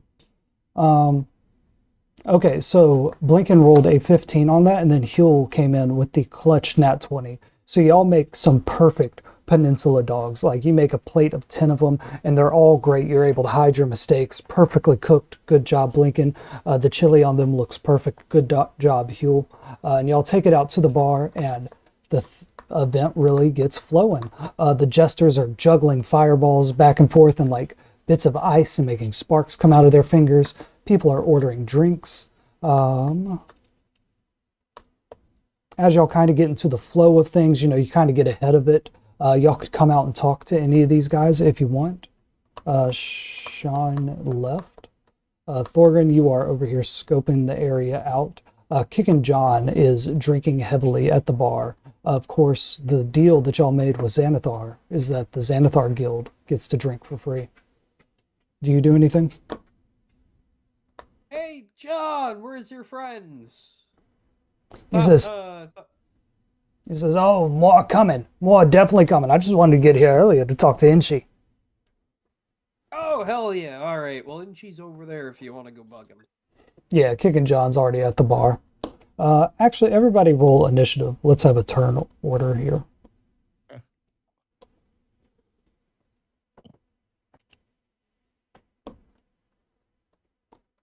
Brack's got a 7. Oh, yeah, you get advantage on your initiative, don't you? Yeah. Blinken, what did you get? 14? 14, yeah. Huel got a 20. EB, what'd you get? 9. All right, yeah, so actually, Huel, you have a minute. You get a smoke break, like once every hour. What do you want to do? He kind of just be like, oh, smoking, like taking a peep if like the artificers around. Oh, now he's just hanging out. All right, yeah, you come out here, and I mean, it's your bar. You can get a drink if you want to. Oh yeah, I'd get a drink. Yeah, get a bottle of Merlot. Yeah, some Merlot, some Merlot. Hey, you stay away from the porch. Yeah, he's definitely not going to the porch. Why wouldn't you go on the porch? If someone will Oh, visit on the porch. Yeah. Long story. We'll get into that later. Okay.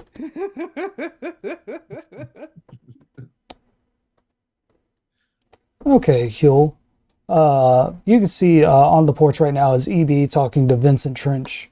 And then you see behind them a self-driving cart pull up in front of Troll Skull Manor, park, and it opens slowly, and out steps the artificer. And she only has, right now, one arm. She has a little socket on her right shoulder that's all bronze, and the arm is missing. You, of course, know that that arm was detachable. She actually gave it to you at the court of the Dancing Moon. And you know that something has gone wrong. She looks weaker. She looks like she doesn't have as much energy. She has dark circles under her eyes.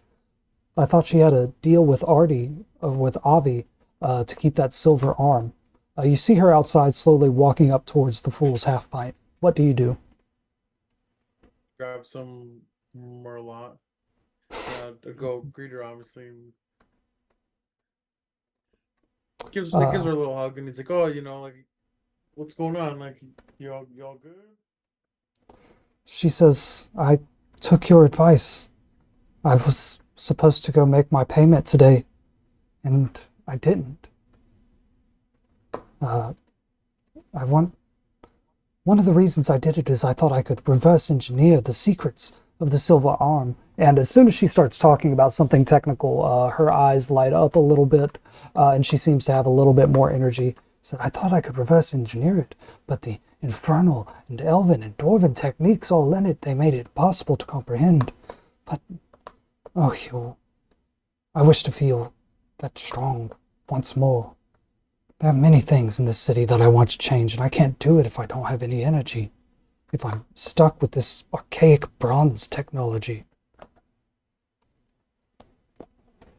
Oh, geez, you'll stress yourself to death. You're worrying too much, and he's gonna pass you the drink. She takes the drink from you and sips it and says, This is great, but you know what my favorite drink is, Huel? Coffee. Do you have any? I look around and see the goblin's pot of rat stew and anything else around. Back I don't think we in have any coffee. when the Bakers Guild dropped off everything like the bread and stuff, they left a sample kit. You actually do have a few things back in the kitchen that she could use to make coffee. Like, actually, I do think we can make some. All right. Huel, you invite her in. How do you take her in? Like through the front door, through these side doors? Yeah, just walk right through and right into the kitchen, the front door. Okay, you walk through the front door, and the first thing she sees is a couple of goblin children eating rat stew in your brand new bar. And she looks at you, Huel, and she says, Huel, that's what what kind of establishment is this again? And she kind of smiles and laughs a little bit. It's a bar, you know? She says, Huel, that's so many different types of violations. You have to do something about. Is that raw rat? And the children, this is a tavern. The sun is going down. Thorgan needs him earlier. He was fine. Look at him over there. And is Thorgan looking sick? I'm eating a rat kebab. That's Yeah, great. Look, he's eating more. She said, Is it a raw rat kebab, Thorgan? No, this one was cooked. She's saying, They're eating raw rats with blood, and some of them are children in your tavern. I know it's gonna sound crazy. Are these Inchi's family? Do I see Huel with the artificer? Yeah, they are right in front of you. Oh, perfect. I'm gonna yell over. Hey, remember, no free samples. Give him a thumbs up. Jesus. She says, Yo, I'm off duty, but I don't think that's a great look in your new business, but whatever. Y'all head to the back, and she starts like poking through the things that you got from the Bakers Guild. She says, Hey to you, Blinken. Blinken, you know the artificer is good with tools. Do you say anything about the stove that's malfunctioning? I'm like, in the middle of. Actually, I just got done working on an order, and passing it through on the whoever's there to pick it up, and I'll be like, yeah, and I point at the stove. Question: do you know? Maybe you could give me a little bit of insight of what this thing is doing, because I think I thought that it was working properly, but it's not, properly lowering the heat when I need to. Do you have any ideas for this thing? Yeah, yeah. Speaking of the heat, as you're like talking to her, one, she just takes a peninsula dog and starts eating it without asking for it. And two, she like loosens that scarf around her neck because it's so hot and stuffy in here, and you can see the bits of bismuth poking out around her like clavicle where her neck meets her shoulders. And she says, "Yeah, Blinken, I can certainly take a look at that. Yes, yes, I'll do that." And she has dark circles under her eyes. She looks completely different than how she looked this morning. And you can, of course, see that she doesn't have her arm right now and that she's back to the bronze socket. So she is at one level of exhaustion until she can get some things with her fixed. So she is going to roll with disadvantage. She got a 7. So she looks back there and she says, "You know, some of these things, they don't get properly greased when they leave the guild warehouse. You're supposed to do it on site, but no one ever tells you about it. It's actually caused a few fires. We're thinking of changing the legal codes." She says, um, "Give me a minute and I'll be able to think of the grease to put on it that's safe. I need a moment." I appreciate it. Says, "Yes, yes, of course." And she starts looking around for something to make coffee with. And y'all don't have a coffee maker, but she's an intelligent person. She dips into her bag. She takes out something that fuses two pieces of metal together. She like makes a little pot on the stove and a little strainer with a glass beaker that y'all have back here. And she starts making like a bit of drip coffee after grinding up the beans in a grinder that y'all had. And she says, "So, who's the entertainment tonight?" Somebody call him Motor Head. She says, "Motorhead? They have the most Yeah. noise violations of any band that ever comes to this city." She says, That's going to be very loud. I'm glad I'm off duty." And she pours some whiskey into her coffee from the bar, and she takes a sip of it, all without paying or putting down a tab or anything like that. Hmm. Blink. And then I look at Huel, and then like kind of eyeing on that. Give Oh, him the thumbs up that I just gave Thorgan. The same little thumbs up. Do I see that? No, no, you're up front. Oh, thank God. As she's like eating and drinking, she says, "Ah, yes, I know the kind of grease we need." And she reaches into her bag and she fiddles around with like 3 different leather tubes, and she squeezes out some grease and she reaches behind the stove to grease up this mechanism that properly allows it to vent the heat and such like that. Blinken, she's going to need your help with this. Together, y'all okay. can roll an intelligence check with advantage Okay. because she's exhausted, but you're helping. Yeah. She gets a +4 to intelligence. All right. Let me see. So intelligence.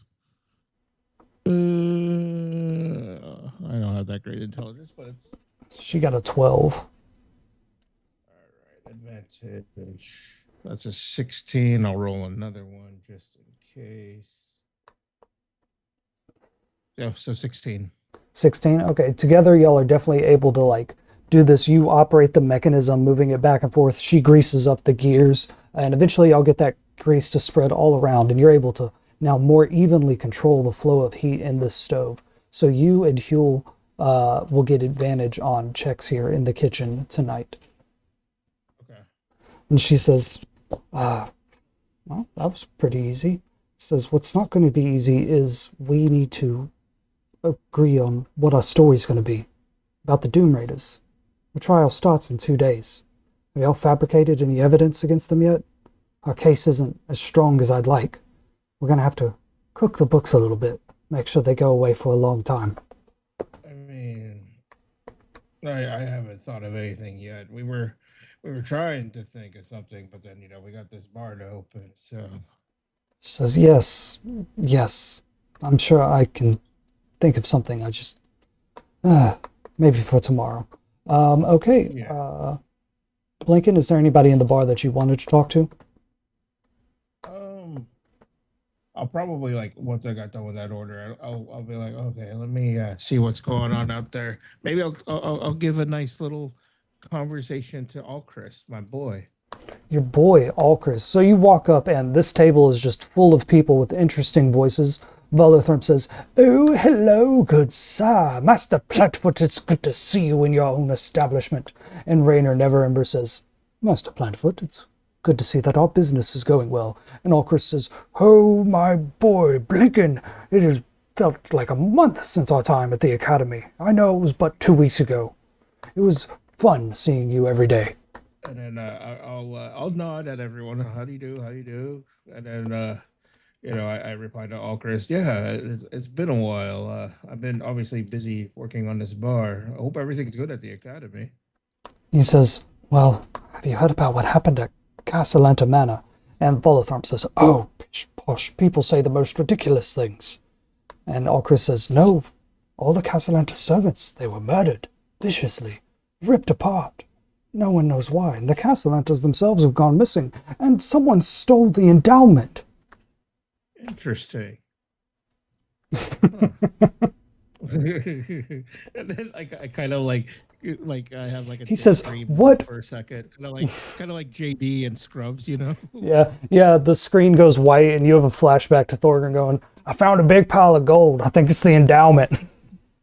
Yeah.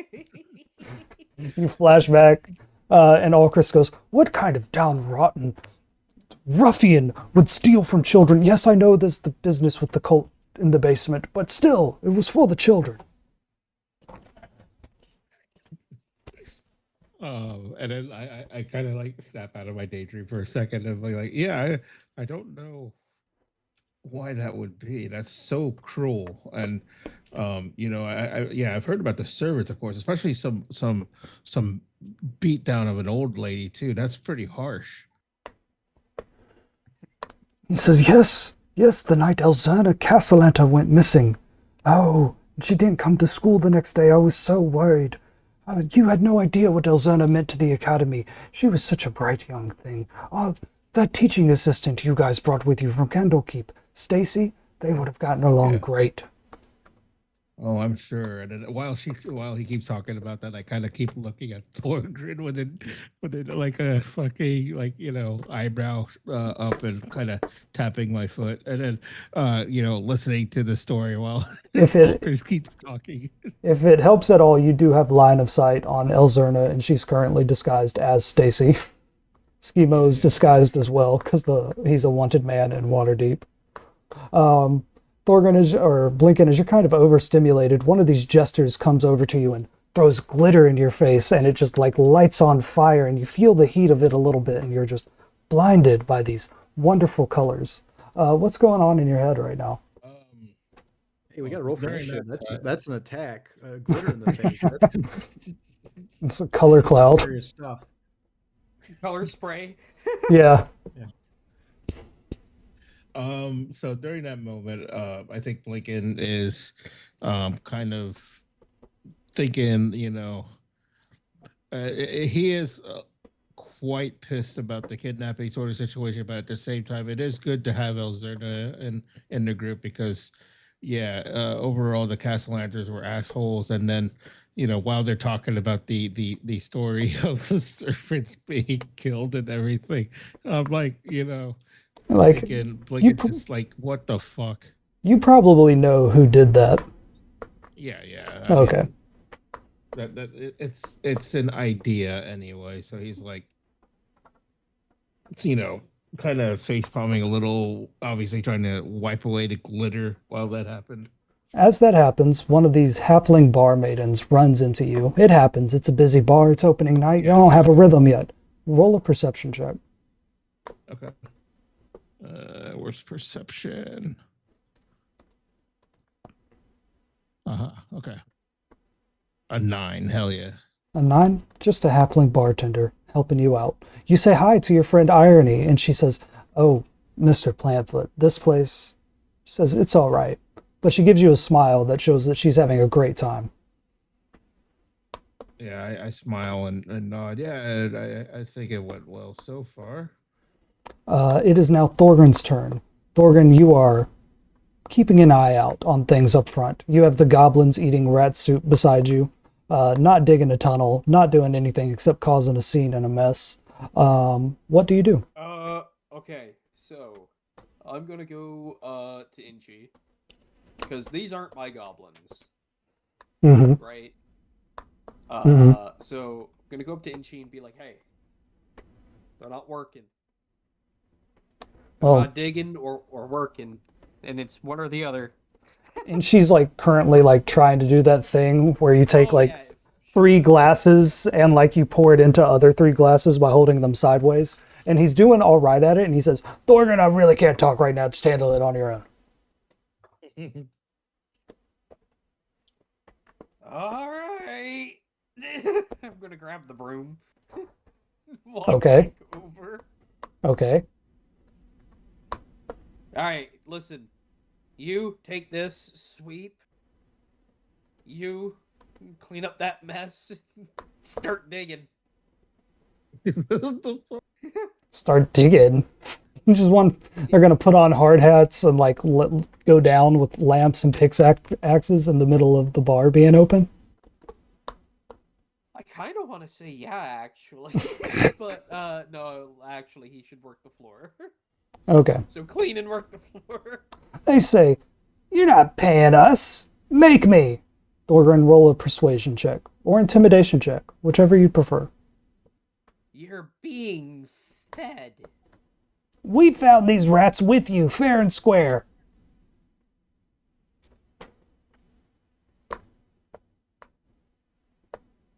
Okay. Well,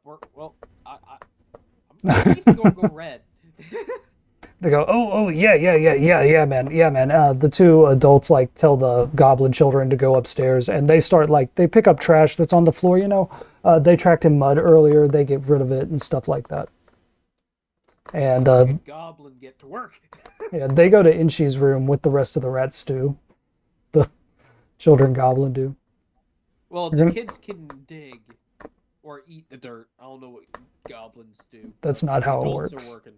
That's not how it works.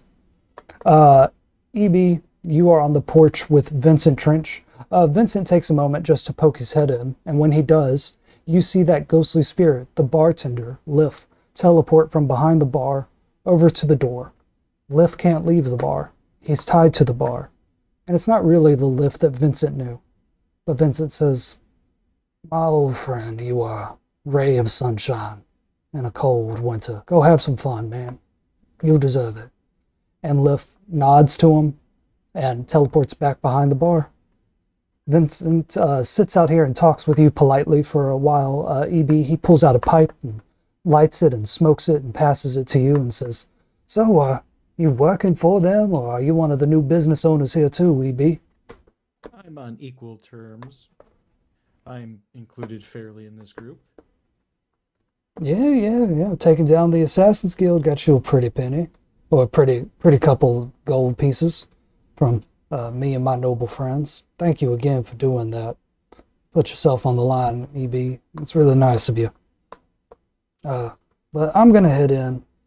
I like to get sleep at all hours of the day for some reason. Do you have anything that you want to ask Vincent or talk to him about? He's your friend. He's 2,000 years old. He knows a lot about the city.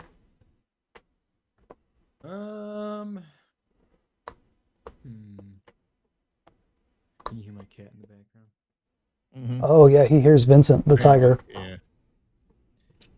She's crying. Let's see. Let me think about this for a moment. I don't really know if I have anything, at least in this moment, that I really need from. Oh, She's being very baby right now. What are you doing? She wants attention. Meow, meow. Vincent's always here if you want a friend to talk to. He finishes smoking the bit that's in his pipe. He bids you good day and he walks off towards his house, just a couple blocks down the street, or just a couple houses down the His street. mind is preoccupied with with what the imp taunted him with, and Yep. and Uh, he's under pressure from trying to make the bar work, but also, you know, yeah. his mind's like racing with possibilities and jealousies and The opportunities. Raven is just over here pretending to be a raven. EB, you need to go back inside, take care of the VIPs, make sure that Yep. they're spending money. Roll a performance check, deception check, whatever you think is appropriate here. Charisma, Um, performance, persuasion. I got persuasion. Yeah, I'm decent at that. I got a 21, and I really play up the atmosphere and I play up the festivities, and I say, like, my goodness, what a loud number. Then I say, you know what you really want to try is this band's favorite whiskey, and I say it's very hard stuff, and they drink it all the time, never without it. And I even like take Yeah, a yeah. drink just to kind of like say like, all right. You really sell them on it. Okay. So that's a good persuasion check from you, Sam. I'm keeping track of these. This will track how well you're doing tonight. And Sam, just as the band starts announcing that they're getting ready to play, another group of people come out front. And these people, some of them look pretty rough. You see two people with purple handkerchiefs around their neck, which you know are from the Xanathar Thieves Guild. And they're supposed to drink here for free. And you see these people dressed in all black with black hair and black tattoos and black mascara, and they're walking up like they don't care about anything. They're being slow, and these bandits push their way past them. So I just saw that duck fellow, and it just kind of scrambled my mind for a second. Yeah, yeah, yeah. A duck person. They're normal around here. I seen him. I was like, huh? I mean, they can be a little quackers at times, but Oh my besides God. that, they're pretty cool. Oh, he's a ruby rabbit. Okay. Are they one of Yeah. our enemy factions? You have not met them yet. They're Right. they're friendly with Inchi. The guys have stolen weapons and given it to the Ruby Rabbits before. We've So what do I see also- on oh, sorry, go ahead. I was going to say we've also implemented them in arson against Xanathar. Oh, okay, interesting. Good to know. Yeah, we've done a lot of double crossing and And they helped you kill the Castellanters too. Okay. Okay. EB, what do you do to resolve this conflict between this man in all black and this man from the Xanathar Thieves Guild? I what did they say to each other? The bandits Fight. like shoved them out of the way. This guy in all black grabbed the bandit, and the bandit said, "You want to fight, mate?"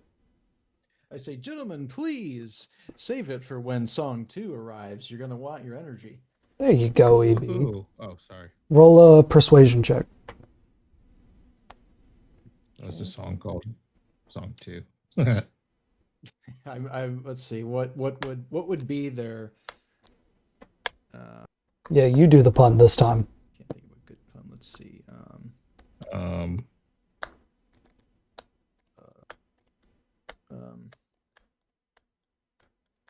Roll persuasion. Okay, so that's you a 9. A 9. So with that, they both kind of look at you. Neither of them respect cheery bouncers. They look at each other and say, "You want to fight, mate?" The bandit looks at the man dressed in all black. The man dressed in all black rolls. The bandit steps away in fear, terrified of the man in front of him, and runs into your bar. Okay. The man in all black looks at you, EB, and says, "That's how you deal with folks like that. Learn something from me." He says it in an old, ancient voice, full of wisdom. I'm going to get rid of some of these tokens. Irony and the Moon Druid will leave. The construction crew will leave. They got to work tomorrow. They can't be drinking that much. Because this is a fantasy world. EB, this duck person walks by you and says, "Quack, quack," and walks into the bar. I need grapes.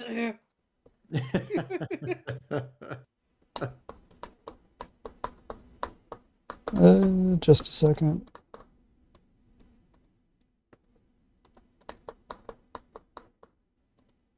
And oh my god, these tokens keep disappearing. Shit, I need to reload Roll20.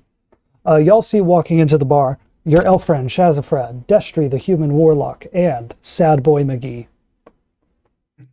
Blinken, Thorgrim, do you say anything?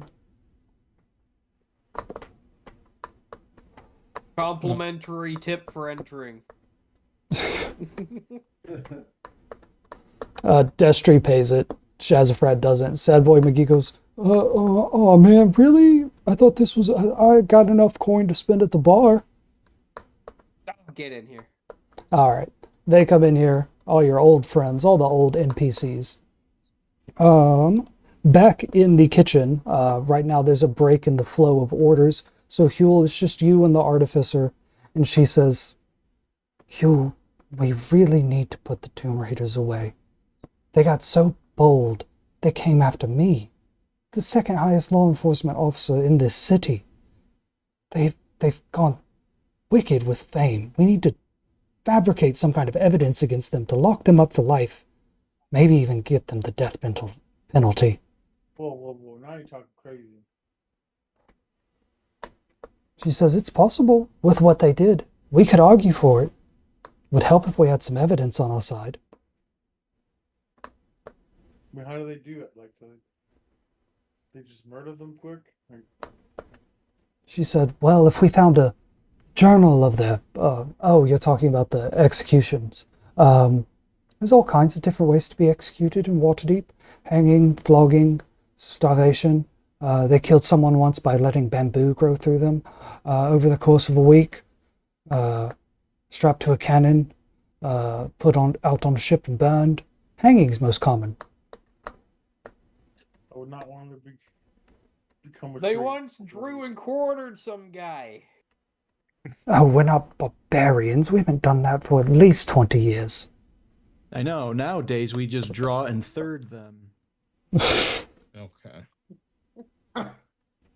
My eyes go wide. It's really bad when they draw and 1/10 them.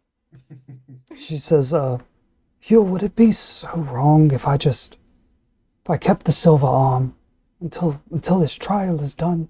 I need to be on my feet. I need to think ahead.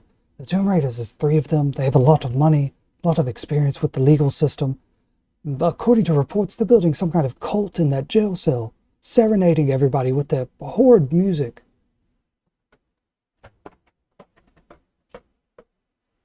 I hear that you have to survive in there. She says, oh, you can't possibly be on their side. Times can be tough, but murdering somebody your position is probably not the smartest thing to do, you know? No, it's definitely not. They were dealing silk root powder all over this city. Yeah, whoever does that, that's She says, if we could find evidence that their silk root powder hurt someone, maybe an old case, maybe a new case, someone that took too much and died, we could really put them away forever. We could do a good thing. And Huel, from the very beginning, you've known that the Artificer's sense of morality is a bit skewed. You've seen the best of her tonight, and the worst of her. The way that she delights at information and solving problems, a genuine love for coffee, the way that she struggles with the artificial parts of her. But you've also known from the very beginning when she convinced you to be her bodyguard for free and risk your life for her without paying you. The way that she had you do all of her dirty and dangerous work. The way that she so frequently hassles people about paperwork just to get free stuff from them. What do you say to her? takes a huge sip of coffee and he's sitting there pondering for a second. Yeah, you know, maybe you do need the arm, you know? She says, right. Times are tough in the city. Right. Times are tough in this city. People are getting bold. We have to put the Xanathar Thieves Guild down once and for all. We have to stop anybody that would take their place. We just need people willing to do the tough thing. And with that silver arm, I could protect this city, Huel. And you can tell she really, truly believes that. The city needs you at the strongest, so. Huel, is there anybody else in this bar that you would like to talk to? I think Destry's the only person I've known. You walk over to Destry. He's drinking an expensive glass of wine, and he says, "Huel, my buddy, good to see you." And he catches you up all on his new job, being a clerical worker at the castle where they run the city out of. Yeah, it's been a long. Glad you're doing good. Remember that time we were gonna rob that bank or the museum thing? That was pretty Yeah. fun. You catch up with Chaz too, because he was there for that bank robbery, and so was Sad Boy McGee. Yeah, it's a little reunion. Yeah, just a little reunion of the first story. Blinken, it is your turn. Is there anybody else you'd like to talk to in this bar?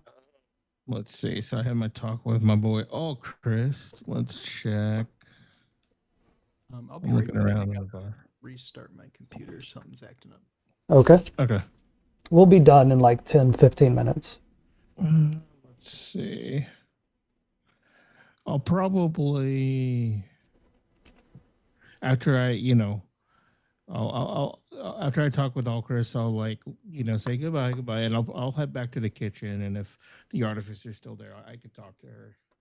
Okay, yeah, that's great. Blinken, as you're walking back towards the kitchen, the bands stand up and they loudly announce that they're going to be playing their hit song, Killed by Kellamvor, soon, and that they're going to rock everyone's socks off. And even just the vibration of the voice makes the windows shake a little bit.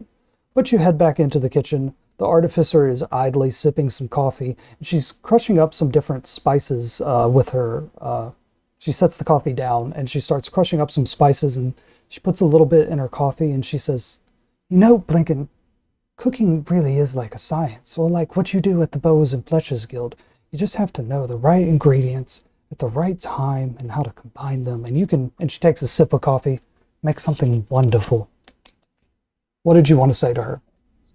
Yeah, I'll agree, and I'll be like, yeah. I mean, that is true. And then, you know, yeah, are you doing okay? I mean, I meant to ask you earlier, but you were with Huel, but I just wanted to make sure you're doing okay. You seem kind of, I mean, in and out of it, right? Because I know you're there, personality wise, but you seem a little off. She says, "Yeah, the silver arm, it was just a test run. I'm, well, you're in bed with him too. I paid Avi 50 gold coins for a week of trying it out.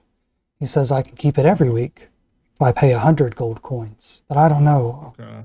I'm exhausted. I missed the moon dance, the ability for my inside mechanisms to reset and clean themselves last month. But there's one coming up in a week. Maybe I could go to that, feel normal, feel like myself again. But blinking, God's above and below, Ogma shield me. I want to skip all of that hard part. I want to be the best that there ever was. I want to help Waterdeep. I want to protect Waterdeep. I can be great things if I wasn't just held back." Um, Lincoln will just kind of nod and say, "Yeah, that's totally understandable. Everyone has their wants, needs, dreams, what have you. And sometimes it's as they say, a bitch to do. I sure you could have some good things here and there, but I mean, and he kind of squints at his eyes while he says this. I mean, is it totally worth the price you pay to keep that arm? I mean, is it there other ways to relieve your conditions, so to speak? She says, "No. There's not. If I could reverse engineer Avi's engineering, whoever made it for him or however he made it, if I could discover some secrets, perhaps I could upgrade myself. Help everybody in the force that needs artificial limbs." Hmm. She says, "That was part of my deal with him. I told him that I would study it, and he said that that was okay. I couldn't figure anything out in a Yeah, week, though. If I just had more time." yeah. Hmm.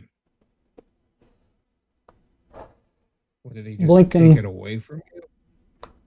said, "Yes, when I didn't pay. I knew it was going to happen. He sent one of his little imps to give me a message. apparently too good to come to me himself. She says, but I always know. If I just call his name, shake his hand, he could make me something.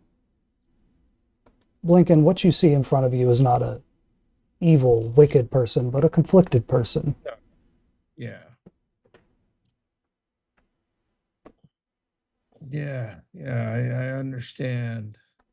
Some choices are hard to be, hard to choose, really, because I've had my share, and it's just the way it is sometimes. But like, I think in the end, if you have that fight, I mean, it may not be like right away or whatever, but I'm sure that there may be an alternative somewhere, which obviously that's why you were trying to study. But like knowing this salesman, he whatever Avi, whatever the name is, there's always something I think that he wants, and he may be truthful, but it keeps me thinking, what would be the end game, right? I think his end game is that he gets 100 gold coins a week. I don't think he's very complicated. I think he needs to make deals. I think he feeds on them. That's probably the better start. I don't think he cares more about the money. I think he cares more about control. She says, well, it's a lot to think about. But Blanken, we're going to need to fabricate some sort of evidence against the Doom Raiders. I was wondering, with your guild experience, could you perhaps break into some of their bars, cook their books, then we could get them for fraud. Be easy to prove, put them away for a decade, for up to a decade. Are you sure that's wise? Like, she says, these barbarians, these bards, they have done a crime all across Faerun, and they always wiggle out of it. They always cash in some favor. They always get the perfect lawyer. They always have enough people that are their adoring fans that they get away with any crime they could commit. That's why they started dealing silk root powder in Waterdeep. Why they were bold enough to try to kill me in front of dozens of witnesses. And the thing is, the story they're spinning, they might just get away with it. They're blaming it all on Inshi and the beholder illusion that he made. I mean, that is troubling, but I have another theory. What if somehow, while they're, doing this horrible thing or whatever against you, what if they were controlled by someone and they had to be forced? I mean, wouldn't you think about that? What if they were controlled by someone? Yeah, like if somebody was ordering them to, kill you or something, or we kill your brother or something. I don't know. Says, she doesn't. Yeah, okay. She doesn't have any siblings.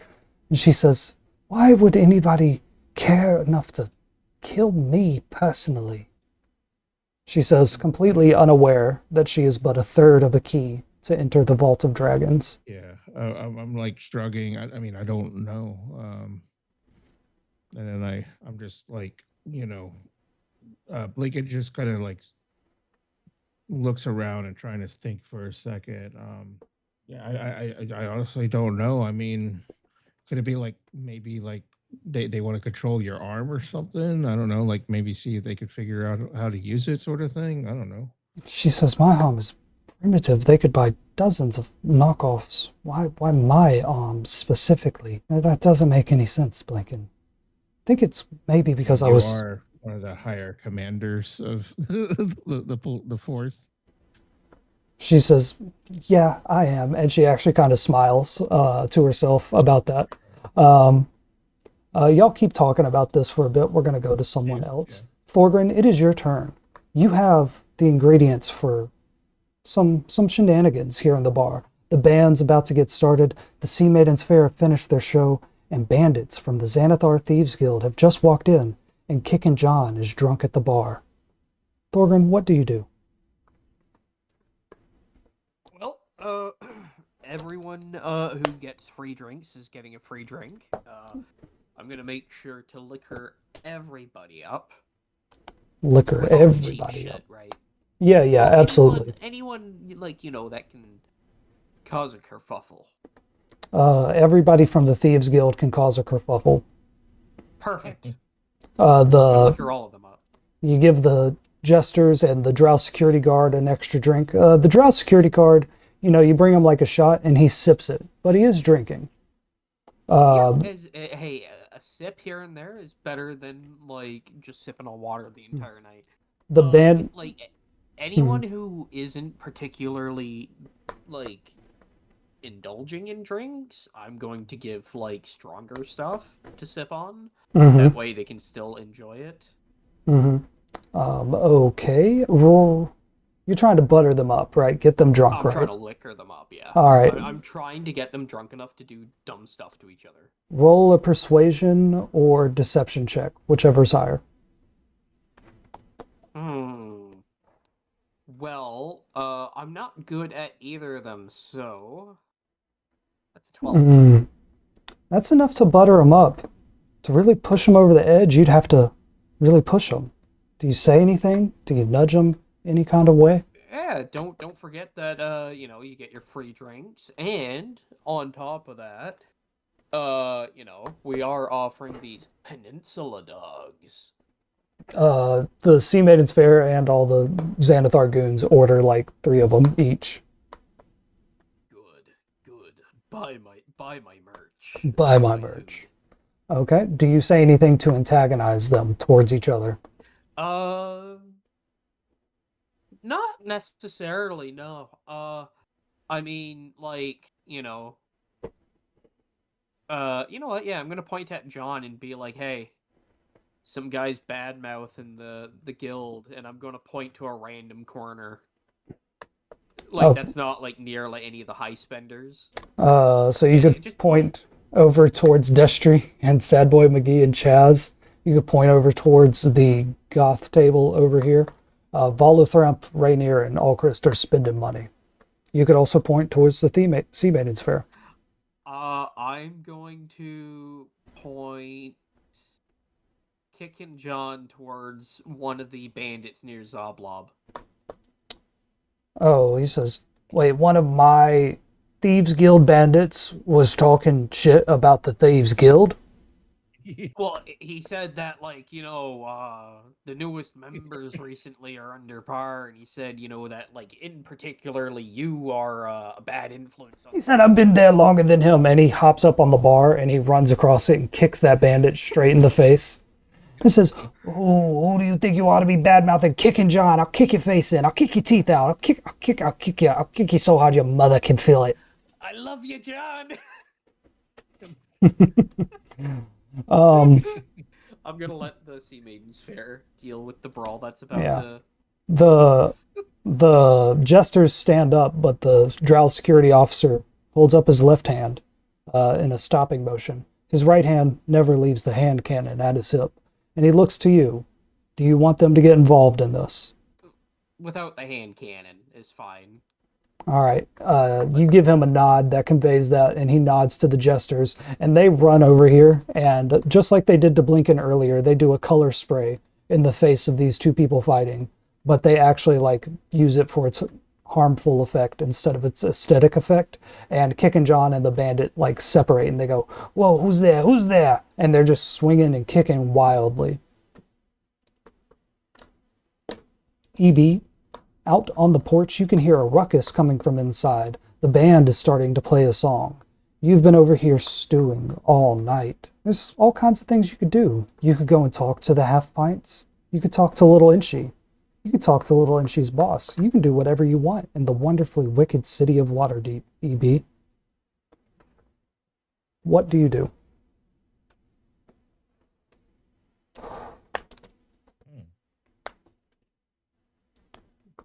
And you can also choose to do nothing. Very insightful. I see. Was it? No, it wasn't. Yeah.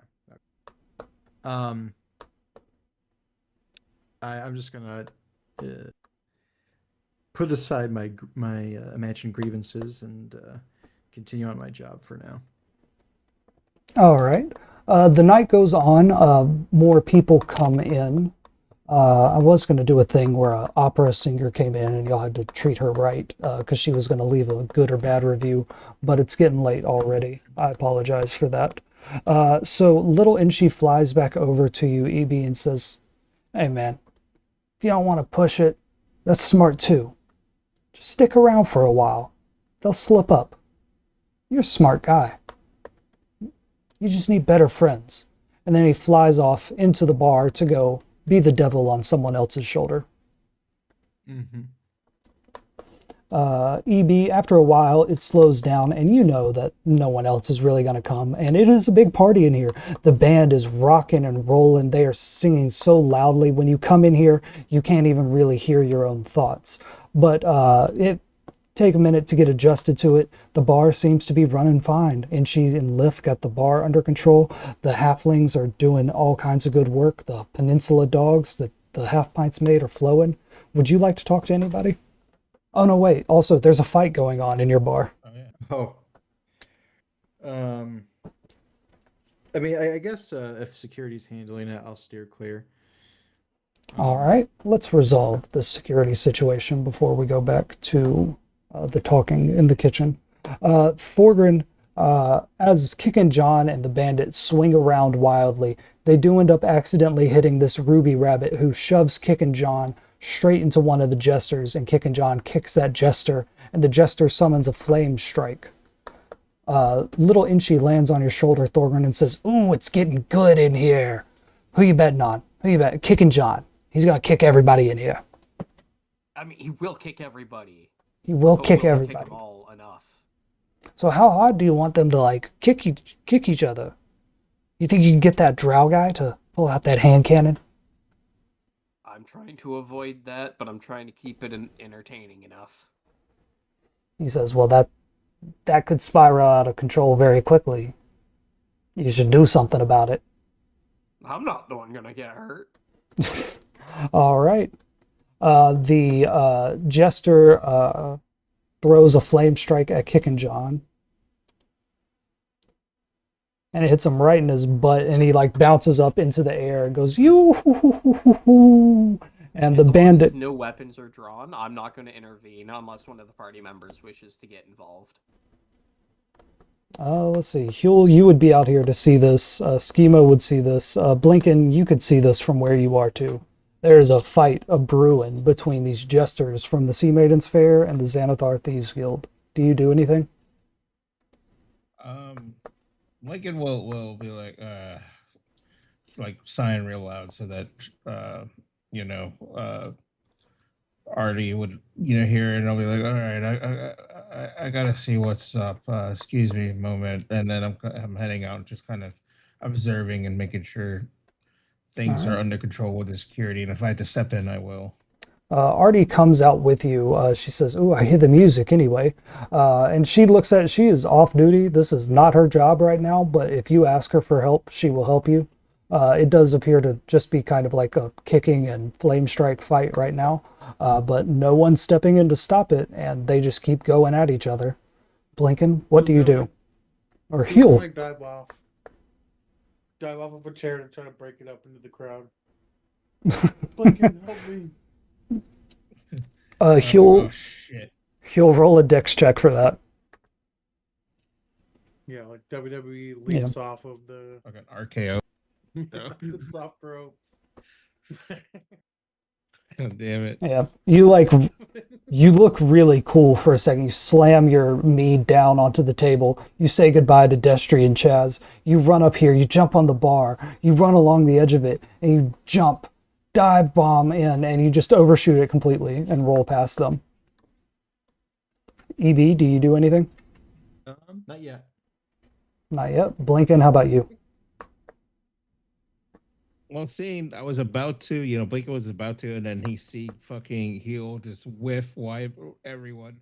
So Blinken's like, and then I'll stay on guard for now. But like I said, if it gets serious, I'll do something. Okay. Um, Mm-hmm. I'm actually gonna run by the fight. It's gonna look like I'm there to break it up, but I'm gonna run right past them to the band and be like, "Hey, play the game." Oh, They God. say 1, 2, 1, 2, 3, 4. And then they play a note so loud that it stresses your windows close to their breaking point. I'm going to roll a d20. That represents their decibels. If it is above a 17, they will break some of your new windows. With a 4, oh, that guild craftsmanship, baby. It holds up to anything and everything. They play loud enough to blow the roof off some places, but your place, the Fool's Half Pint, handles it just fine. They are rocking and rolling. Elzerna yells at the top of her voice, just feeling like the vibrations of this loud, powerful music. Schemo sits back and thinks about the good old days when he was touring. Huel, the artificer, actually runs up past you and helps you like stand up, and she says, Huel, I feel a lot better right now. It's the vibrations from the music. It's helping everything in my body like reset and feel good. His neck's all twisted up. It's like, yeah, that's good. She says, Stands up. Wow, that's really great. would you like to dance?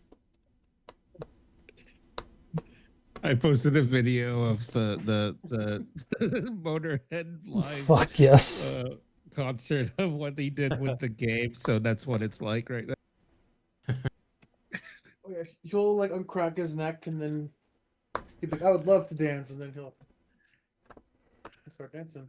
This resonance that Artie, Annabeth really, is feeling right now isn't a permanent solution, but it does temporarily relieve her pain and let her have some energy, and she seems to really just enjoy cutting loose and dancing on the dance floor, along with Volothamp Godard, who's doing some weird-ass shit. The fight continues on in the background, and the Fool's Half Pint is off to a raucous start.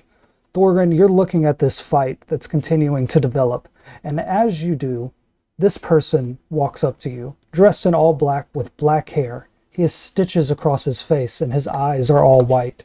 He says, were you with the City Watch when they arrested the Doom Raiders? Was I with them? I'm gonna put my hand on his shoulder. I'm gonna have the biggest smile on my face and be like, was I there? Son, I was the one who arrested them.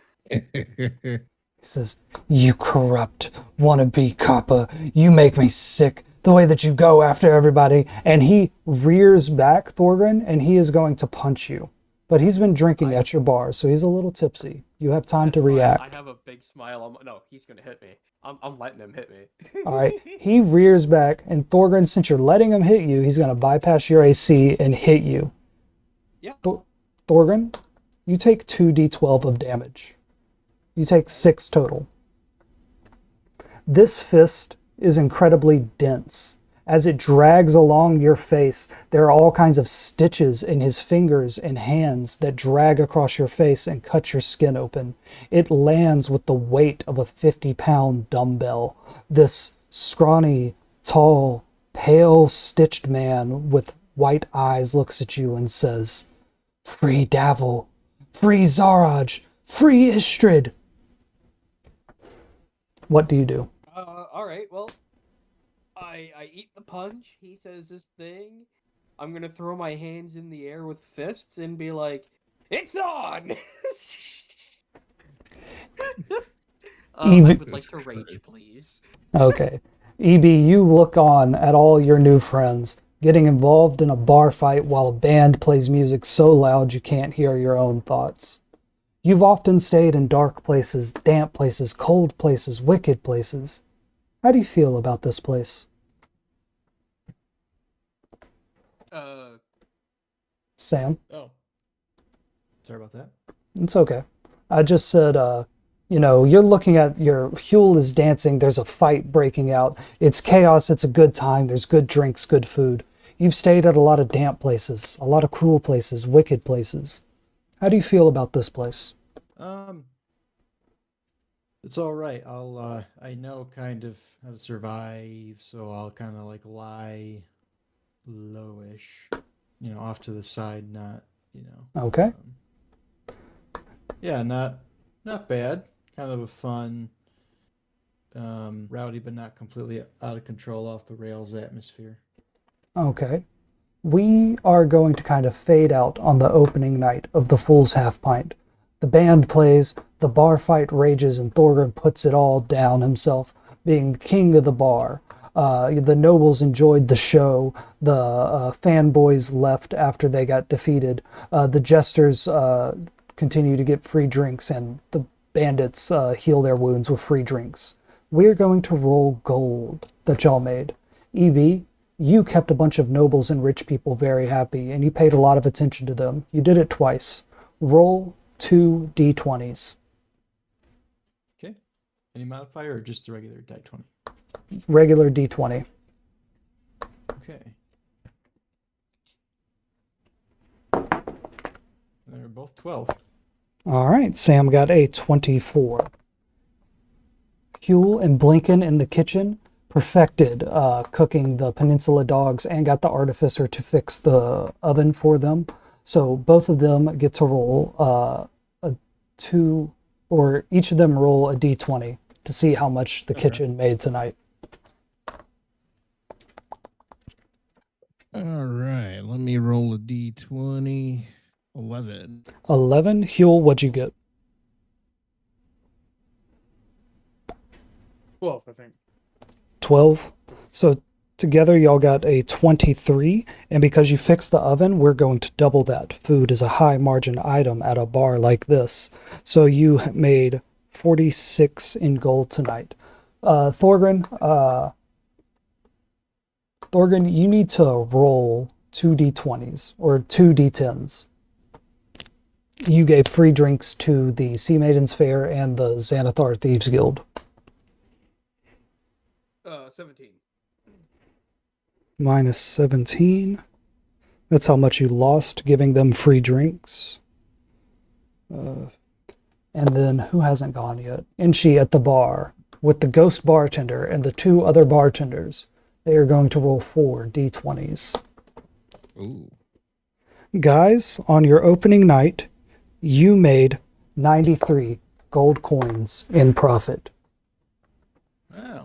93 That's pretty shiny gold dragon coins. You might not be able to keep that up forever. It's opening night, of course. But that Fool's Half Pint is off to a good start. How do y'all divvy that up? I mean, I think we should, any money the bar makes should go straight back into the bar right now. Evie's eyes dart around. His beads of sweat on his forehead. His hand reaches for his dagger. Dividing that by 5, everybody would make 19 gold coins. All right. So y'all divvy up the first night of profit. Y'all will have to figure out how to handle finances and profits some other time. But as we fade out on the opening night of the Fool's Half Pint, elsewhere, something very, very important is happening. At the end prison, by Blackstaff Tower, at the highest level, Davil Starsong is making a deal. He is reaching through the bars of his cage that hold him, dressed in all black suit, all black prison outfit with all black hair. He reaches out and shakes the hand of the salesman, the avatar of Asmodeus. And Avi says, "I'll make sure it gets done, Davil." And that is where we will call it for tonight. All right. Cool. How many I lost my train of thought. I'm really tired. Never mind. It is late. Yeah. Yeah, see? Made some money. We got I'm itching to get at that treasure though. Want a taste. Evie wants a taste. Yeah, I figured I would just dangle a little temptation in front of you. Yeah. Avitar, his face is, I don't know, it's funny. He looks similar to someone that I know. It's funny. I don't know what the original art was. It was like of some carnival barker, and I edited out the background. Yeah. But yeah, that's his name, Avitar. Avatar. Did he make $1 billion at the box office? Though the guy with the blue people. All right. If we are done for the night, I'm gonna hop off. I'm not feeling too great. We are done for the night. Next time we play, it'll be the Doom Raiders versus the Artificer in their court trial. Okay. Alright. All right, yeah. Thanks, Y'all everybody. have a good night. All right, everybody. Yeah. Thanks for playing. Yeah. Yeah, y'all have a good night. Later. Later. Fun.